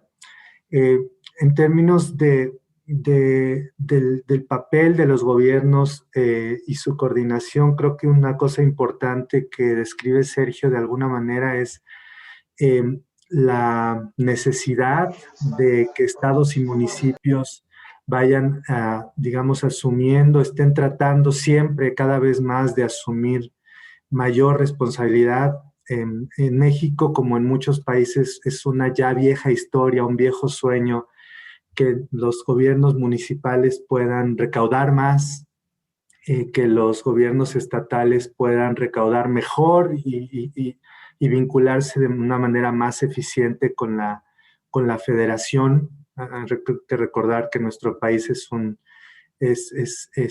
tiene este sistema de interacción entre gobiernos nacional y locales, con una división muy clara de responsabilidades, pero con una solidaridad muy institucionalizada, incluyendo en términos de la distribución de los recursos nacionales, que está asociada a una regla establecida en la ley, y que se necesita un esfuerzo bien grande para coordinarse y tratar de hacer mejor esa regla. Quizá terminaría diciendo que este informe subnacional abre un montón de oportunidades de diálogo en ese sentido, de coordinación entre niveles de gobierno, que el informe nacional voluntario se alimentó directamente de ese informe subnacional. Yo también quiero hacer un reconocimiento del trabajo de Adi Carrera, fue espectacular, pero también del trabajo de todas las autoridades estatales y municipales y de las alcaldías que participaron. Yo quisiera que a partir de aquí generáramos una agenda de trabajo para impulsar de una manera mejor, distinta, un poquito ajustada en este nuevo contexto que tenemos por los impactos de COVID, para impulsar la Agenda 2030 en todos los lugares, pero sobre todo en esos nuevos estados, en esos nuevos lugares donde hemos tenido ya elecciones recientemente. Ahí lo dejo, gracias, buen día. Muy amable, gracias Alfredo. Thank you very much. I'm sorry for interrupting, but we are late. We have the late, and some of the speakers need to leave. Now, I have a problem with Tunisia. Tunisia, you are still there. You can, les collègues de Tunisie, le président de l'association, vous pouvez intervenir maintenant, s'il vous plaît? Et ça serait, je voudrais donner la parole à ce moment-là à Monsieur Adnen Boussida, maire de Road et président de l'Association nationale des communes de Tunisie. Vous avez la parole, Monsieur le Président. Merci beaucoup, chère Madame Sayez, cher conférencier. Je suis vraiment désolé de encore résumer le résumé de notre rapport. Vu mon engagement, je devrais partir dans quelques minutes pour l'Assemblée des représentants du peuple. Donc, un petit rappel qu'aujourd'hui, la Tunisie est constituée de 350 communes dont les premières élections communales libres et transparentes ont eu lieu en mars 2018, ainsi que l'adoption du Code de collectivité locale qui ont permis une communalisation intégrale des territoires, avec la création de 86 nouvelles communes et l'extension de 188 communes, aussi bien au niveau de la surface qu'au niveau de la population. Nous sommes heureux de vous présenter notre premier rapport sur l'ex-idée conduit par la FNCT en collaboration avec nos partenaires CGLU et CGLU Afrique, présenté aujourd'hui. Et donc une première pour la FNCT qui est consciente plus que jamais que le développement durable et solidaire doit être une priorité pour les communes. Donc ce rapport modeste et montre que notre étude que nous avons pu conduire avec l'appui, comme je vais le dire, de nos partenaires, est basée sur une représentativité scientifique, un échantillonnage aléatoire à propos des grandes communes, moyennes communes et nouvelles communes, nouvellement créées, donc petites communes. Donc un questionnaire aux communes sur le rôle de collectivité territoriale dans la localisation des objectifs de développement. Donc 80% des communes qui ont répondu au questionnaire pour ce modeste travail, une mémoire institutionnelle en connectant certains résultats attendus, réalisés. Donc, certains indicateurs de contrôle au niveau communal ont été pris en considération. Donc, 68% des communes connaissent les ODD et contribuent à leur réalisation, mais sans toujours le savoir, car leur champ d'intervention entre dans le thématique des ODD. Certaines communes appuyées par les agences de développement ont adopté de politiques mises en œuvre. Donc, le deuxième indicateur, c'est la coordination institutionnelle au sein des communes. Donc, nous connaissons très bien que certaines commissions municipales qui mettent en œuvre les ODD en Tunisie Dans la commission de la propriété, la santé, l'environnement, il y a 16,27% des communes dans ce sens.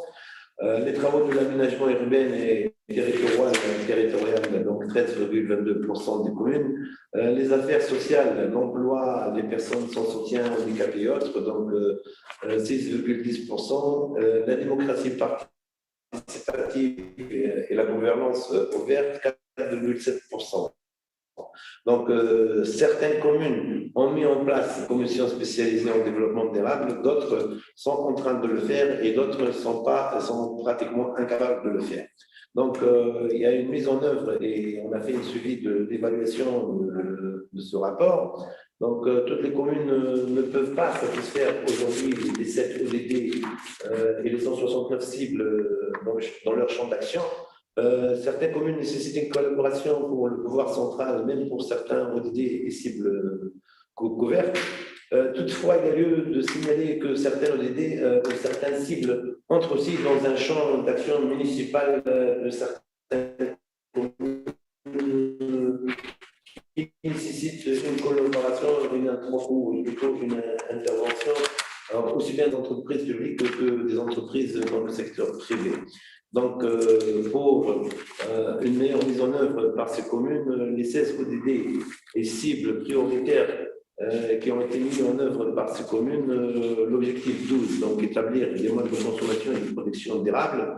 L'objectif 6, garantir l'accès à tous à l'eau et à l'assainissement et assurer une gestion durable de ressources en eau, ce qui est très important surtout chez les nouvelles accès à tous à des services énergétiques fiables, durables et modernes.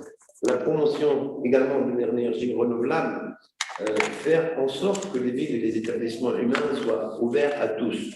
Le cible aussi, l'objectif 8, promouvoir une croissance économique soutenue, partagée, durable, le plein emploi productif et du travail décent. Il y a des difficultés, des obstacles rencontrés par ces communes lors de leur plan des ODD. Donc, on a 79% des communes estiment que le soutien est insuffisant de la part des gouvernements nationaux en termes d'accompagnement administratif et de soutien financier. 75% des communes souffrent des ressources humaines inadéquates ou faibles capacités d'encadrement. Nous connaissons très bien aujourd'hui que nous avons dans les 350 communes presque 33 000 entre cadres et employés dont le taux d'encadrement est très faible en Tunisie, il est inférieur à 7%. Donc, nous trouvons également 67% des communes qui déplorent des ressources financières insuffisantes, surtout dues à la pandémie et à la pandémie de 2020 et de 2021 qui continue actuellement. Donc, nous avons une baisse des ressources suite à la Covid-19, une baisse des ressources financières locales, bien entendu.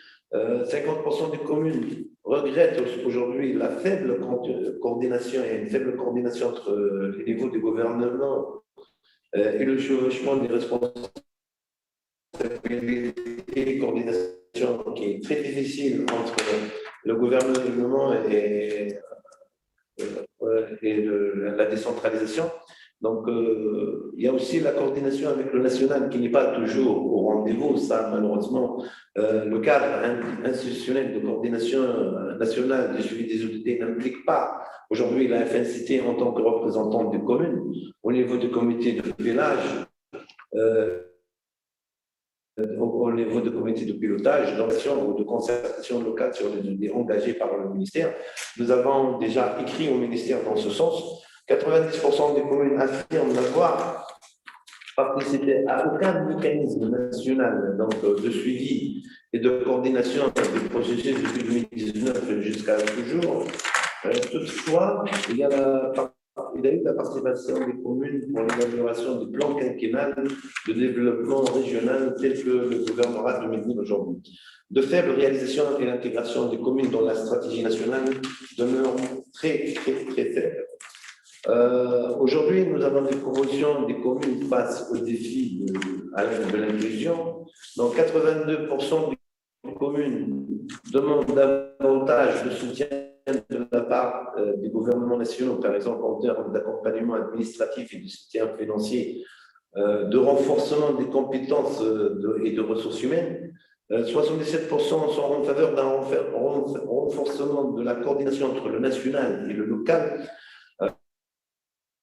77% plaident pour davantage de ressources humaines ou de capacités. Donc, si le développement durable aujourd'hui ne peut être réalisé sans une transformation significative de la manière dont nous construisons et gérons nos espaces urbains tels que l'ODD 11, force est de constater que peu de communes sur les 350 disposent aujourd'hui de plans de développement local. Donc, plus que jamais, le développement durable et solidaire de nos territoires doit être une priorité pour la résilience face à la pandémie. Et pour une réelle politique d'inclusion, les communes doivent aujourd'hui avoir plus de moyens humains et financiers. Pour cela que la stratégie de la plaidoyer de la FNCT dans ce sens, après avoir fait une concertation dans tous les, à propos de la mise en œuvre de la décentralisation sur une concertation qui a englobé les 350 communes et les 24 gouvernorats avec des ateliers de discussion directe. Donc, le résultat, c'est l'amélioration et le changement de 22 amendements au code de collectivité pour une décentralisation réelle. Donc, une révision de la loi électorale pour une stabilisation des conseils municipaux, donc dont nous avons 50 presque, et on a eu 50 dissolutions depuis 2018, l'adoption des décrets de mise en œuvre de la décentralisation, nous avons uniquement aujourd'hui 14 sur 32 qui ont été promulgués, une réforme de la fiscalité locale, Monsieur le Président. Le contrôle a priori sur les budgets municipaux est importante. Donc, Monsieur le Président. Oui. Oui, non, et si vous pouvez conclure, s'il vous plaît, parce que vous avez dépassé le temps. D'accord, donc je vais directement conclure, parce que pour ne pas être... voilà. Donc, les recommandations de la FNCT aujourd'hui, c'est examiner les solutions proposées par les communes. Comment? Vous m'entendez? Oui, on vous entend. Si vous pouvez deux mots pour conclure. Voilà, donc c'est intégrer à notre plaidoyer la budgétisation allouée spécifiquement aux CDD pour les allocations en Tunisie. Donc, seuls nous comptons sur la concertation entre le pouvoir local et les représentants et le pouvoir central pour être plus efficace au service de nos concitoyens pour un développement local inclusif et durable. La FNCT s'est engagée à faire entendre et respecter les voix des communes et à mettre en lumière l'action des communes. Ce rapport participe pleinement à notre stratégie en faveur des intérêts de communes. C'est en bref, voici le résultat de notre rapport. Merci de votre attention, merci de votre écoute. Merci beaucoup, Monsieur le Président. Je sais que vous avez des engagements, donc on vous libère puisque vous devez partir à l'Assemblée nationale. Et je ne sais pas si, messieurs, il était Ok, si vous pouvez dire, s'il vous plaît, deux mots, parce qu'on est très en retard, donc et ça serait important si vous pouvez limiter votre intervention, dire quelques mots pour souligner en tant qu'ex-ministre votre vision de ces rapports infranationaux. Merci.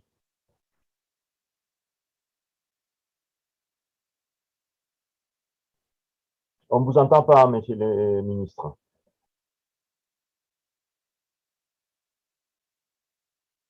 On ne vous entend pas.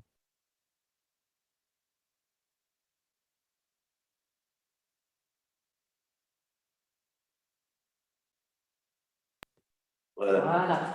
Merci, monsieur, et pour les organisateurs qui m'ont accordé cette intervention. Je ne reviens pas sur ce qui a été dit par monsieur le président de la Fédération. Une intervention sur 3 points. Le premier point, c'est que la Tunisie, comme vous le savez, a réalisé des avancées au niveau politique, de la démocratie, de l'égalité des sexes. Toutefois, la situation économique et sociale reste difficile. Les indicateurs de la capacité du citoyen à participer à la vie politique, la liberté d'expression, d'association est passée de 10% en 2010 à pratiquement 55% en 2015. Donc, c'est une situation plus ou moins favorable. Seulement, à partir de quelques années, des dernières années, il y a une crise politique qui fait en sorte qu'elle retarde beaucoup de transformations, beaucoup de changements au niveau de la question de la décentralisation.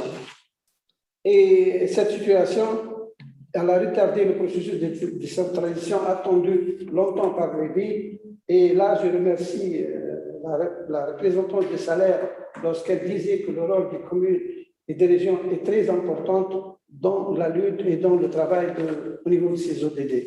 Donc, il y a des problèmes énormes qui surgissent en Tunisie actuellement. La dégradation des ressources en eau, la gestion insuffisante des déchets, la pollution de l'air, la désertification, la dégradation du littoral, tous ces problèmes pèsent sur notre intervention.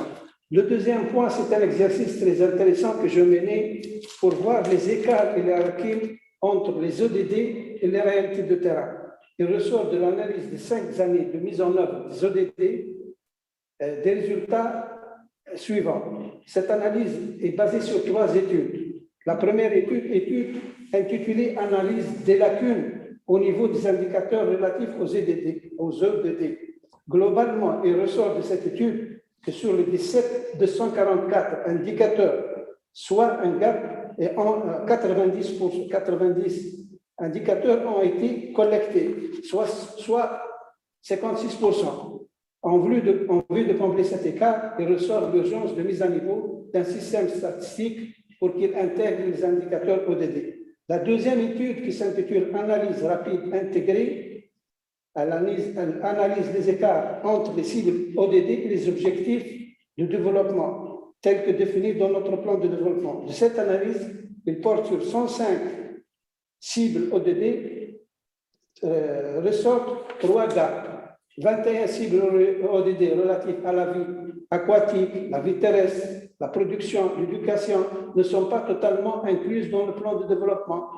84 autres cibles couverts par les objectifs stratégiques ne sont pas encore parallèlement alignés. Et l'étude, elle poursuit l'analyse de ces indicateurs. La troisième étude, intitulée « Analyse rapide intégrée de la Constitution et des conventions ratifiées », on remarque que 65% des engagements uniquement sont respectés. Le troisième point, brièvement, la crise sanitaire, elle a dévoilé, elle a révélé beaucoup de certitudes. La certitude, c'est que devant l'incapacité ou l'arrêt de l'opération, plutôt de la machine État, le rôle des associations et des communes a été très important pour remplacer cette lacune. Merci beaucoup, monsieur. Merci beaucoup, monsieur le ministre. Je donne les conclusions. Je donne uniquement les conclusions. S'il vous plaît, 30 secondes.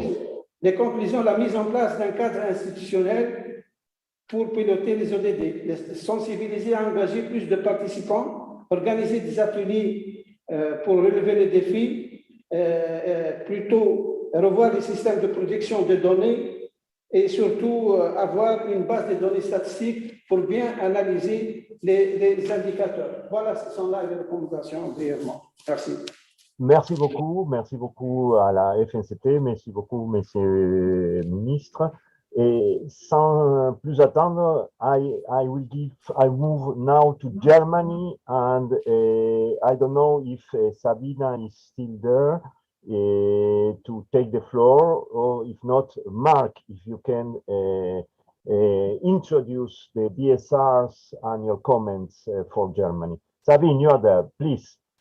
We hear you to introduce the BSR in Germany. Thank you. It's my turn now, Edgardo? Yes, please, go on. Thank you so much. Dear chairs, dear excellencies, dear all. So we are happy to present our municipal contribution to the German Voluntary National Review. Could you please show the slide first? But we are very busy, so I can also present without a slide if you like. So I want to make clear that the German contribution to the German VNR is not a voluntary subnational review. It's a municipal review without federal states, because in Germany, so federal states belong to the subnational level. So this is different. And our contribution now is integral part of the voluntary national review. We are very happy about that. And it's a review of about 50 pages, and you can read then an executive summary. This is what you can find within, but it's linked to the long version. And it's maybe about some milestones on the way to the municipal contribution to the German voluntary national review. So it was very sporty. In December last year, we launched our second edition of the SDG portal. Mark later will explain it a little bit deeper, but our portal consists of 120 indicators, and nearly 60 indicated German municipal indicators related to the SDGs are free, open, and available for all cities with more than 5,000 inhabitants. And this portal, this edition, SDG indicators for municipalities in Germany, is also the base of our municipal review. From here, we started an analysis and identified new and interesting trends. So in February this year, we agreed with our ministries for environment and development cooperation that we will be integral part. And then we started with support of Research Institute for our Institute for Urban Studies, the research, and finalized our finalized our long version by the end of April, and in a few days. So we brought the executive summary for the voluntary national review, and this was led by DST. And now is the moment, Edgardo and all, to present some key findings at the high-level political forum, and we are very happy about it. So just a few seconds about the content of our municipal contribution. So first is to state the SDG implementation in German municipalities. So sustainability and monitoring of sustainability has a long tradition in Germany, and important is, of course, that we try to enable our member cities, and that we relate municipal sustainability strategies to the national frameworks. And we also launched our 2030 agenda for sustainable development, shaping sustainability at the municipal level. So this is also enabling for our members to relate their activities to the Agenda 2030. And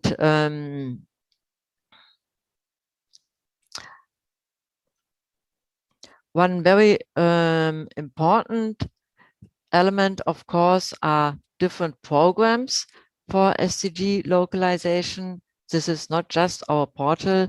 There are many other programs, and we describe deeply how the SDG portal works in Germany.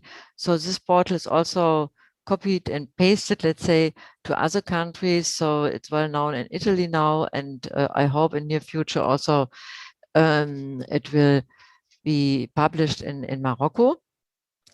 And last chapter is that we perform voluntary local reviews of some members. So these are the cities of Mannheim, Stuttgart, and Bonn.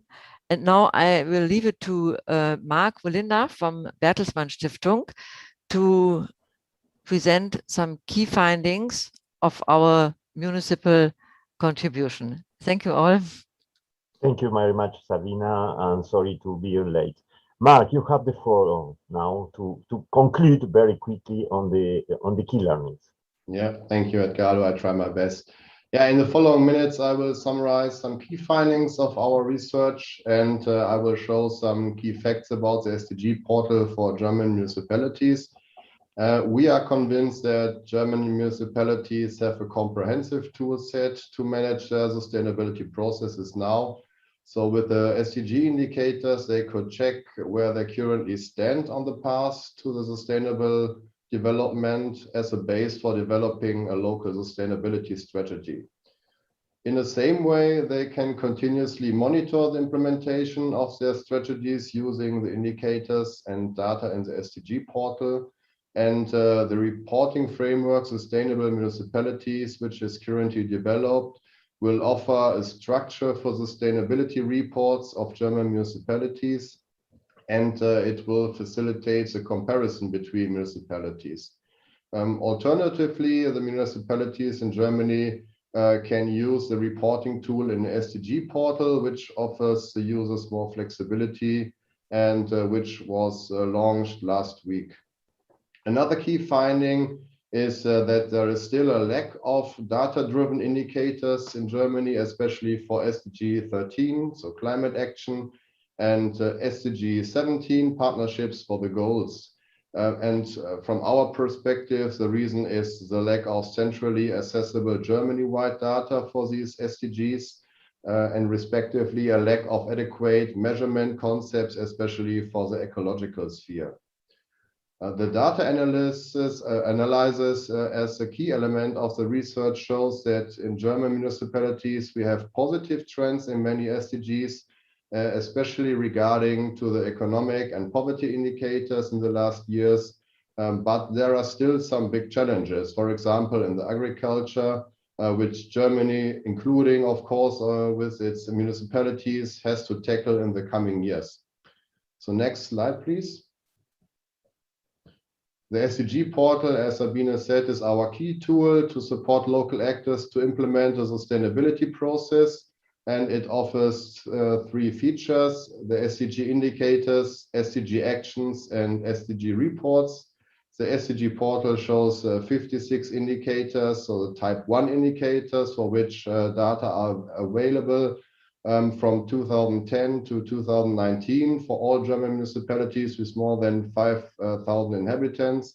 And you have the possibility to compare the indicators with another municipality of choice and with the federal state. Furthermore, we offer 200 good practices on local level and recommendations for 22 municipal types. And last not least, our new reporting tool where you can configure the report before downloading. So this was a quick overview about our activities, and for a short conclusion, I want to give the floor back to Sabine.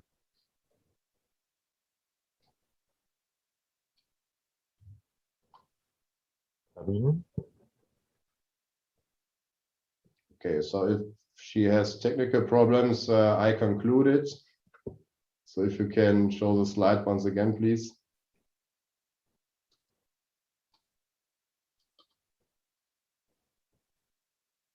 So the conclusion of the municipal contribution to the German VNR for us is that in a federal multi-level system, of course, the state and local authorities must share responsibility for achieving the goals of the United Nations 2030 agenda. And for us in Germany, this is one key finding of the report. And I think this is our task for the next years to achieve the 2030 agenda. Thank you very much. Thank you, Sabine. Thank you, Mark. And then we finalize this long journey today that we traverse all these 8 countries that reported, that developed the VNR, trying to open or consolidate this debate that began far away in the countries first, between the national and local governments in the preparation of this process.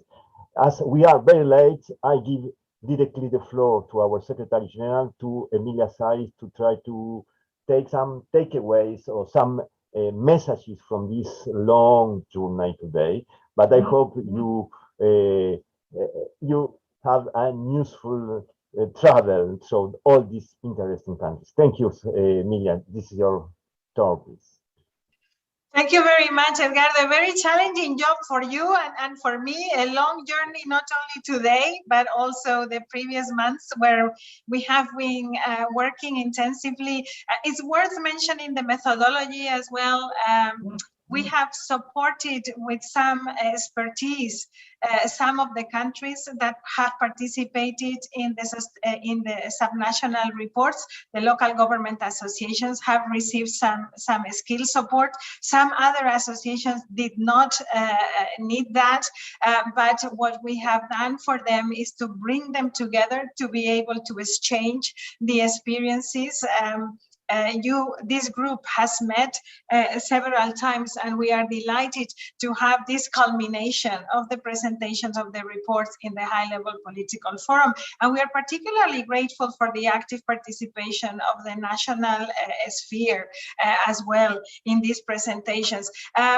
These presentations are going to be shared with you, but above all, this session is going to be part of our treasures in UCL-GTV. So you will be able to go through the presentations again, because it's really, really interesting. We have been hearing many interesting things. In particular, we have seen how all the experiences describe the voluntary subnational reviews as powerful tools for alignment. Alignment, structural dialogue, coordination are words that have come up in every single experience, no matter how big or small the capacities are, or how big or small the challenges are. You have also all talked about shared visions and shared responsibilities. And I think that is also a very important takeaway for our own global network, because we are convinced that the only way that we can achieve the Sustainable Development Goals is if we apply that all of government, all of society approaches. And in order to do that, we think that voluntary subnational reviews, complemented by voluntary local reviews and as an integral part of the voluntary national reviews, are a very good answer to trigger transformation. Because for us, these voluntary subnational reviews are not only, and you have all pointed out to this, they are not only monitoring mechanisms just to see how well or bad you do, but they are also instrumental to create a new type of relationship, a new type of dialogue, even to innovate and to identify the priorities that you need to focus on. You have also, all of you, highlighted the importance of capacity building, enhancing capacity, and for instance, in Mexico, the professionalization of the public service is something that you have related to, but it's also something that Cape Verde has highlighted, the need to provide new skills. But also Sweden and Norway have been talking about innovation and new skills and new priorities. It is worth highlighting that this COVID crisis, you have all said it, has shown us the vulnerability of our system and has highlighted new needs that were not there before. Look, in our fifth annual report towards the localization of the SDGs that we have presented on behalf of our constituency to the high-level political forum this week, we have been able to showcase how during this COVID pandemic, during the emergency, there have been power shifts and also responsibility shifts, which our special envoy on the urban agenda has also pointed to.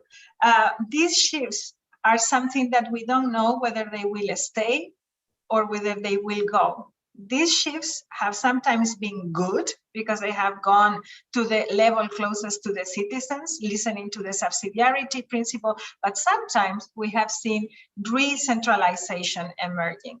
These shifts have also led to a different type of service provision, and different services, different essentials are going to be very critical if we want to accelerate the achievement. Whether all of these changes, the good and the bad, stay or not, is something that we will need to see.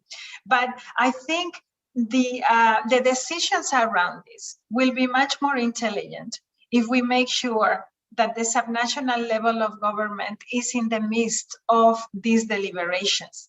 And so I am really grateful also for the Honorable Minister from Zimbabwe for the openness that he has shown in the recognition of how important the devolution of powers is and how important it is to have a clear division of tasks. Now, that clear division of tasks needs to be accompanied by budget, by financial resources, and that is the other thing that you have all highlighted that will be very critical in the coming times. I'm going to finish by reminding you, because I know we're really late and I still want to give 2 minutes to our special envoy for final wrap up. I want to recall that there has been progress in the way that local and regional governments are involved in the voluntary national reviews. Now, this year we have seen a decline in the number of voluntary national reviews that have made explicit mention of local and regional governments. But that has also an explanation because of the diversity of the very regional diversity, continental diversity of the reports. The mentions, however, are of very high quality, and these voluntary subnational reviews, the inclusion of a specific chapter in Norway, being part and parcel in the case of Germany, of this inclusion, the openness of the national level in the case of Cape Verde, in the case of Zimbabwe, about the shortcomings and the challenges that all spheres of government are facing when achieving the SDGs is a good sign that we are starting to all understand how important this symbiosis between the different spheres of government is.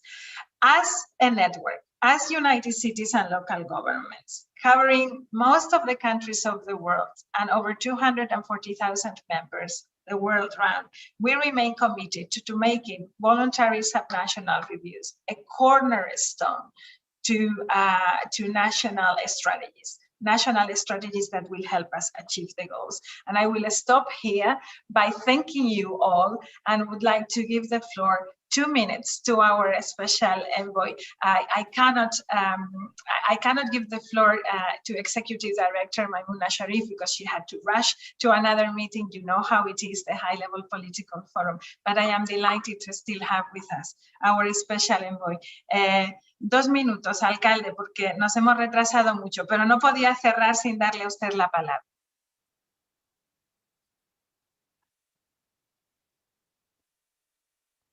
No te oímos. Carlos, estás en mute. Ahora sí.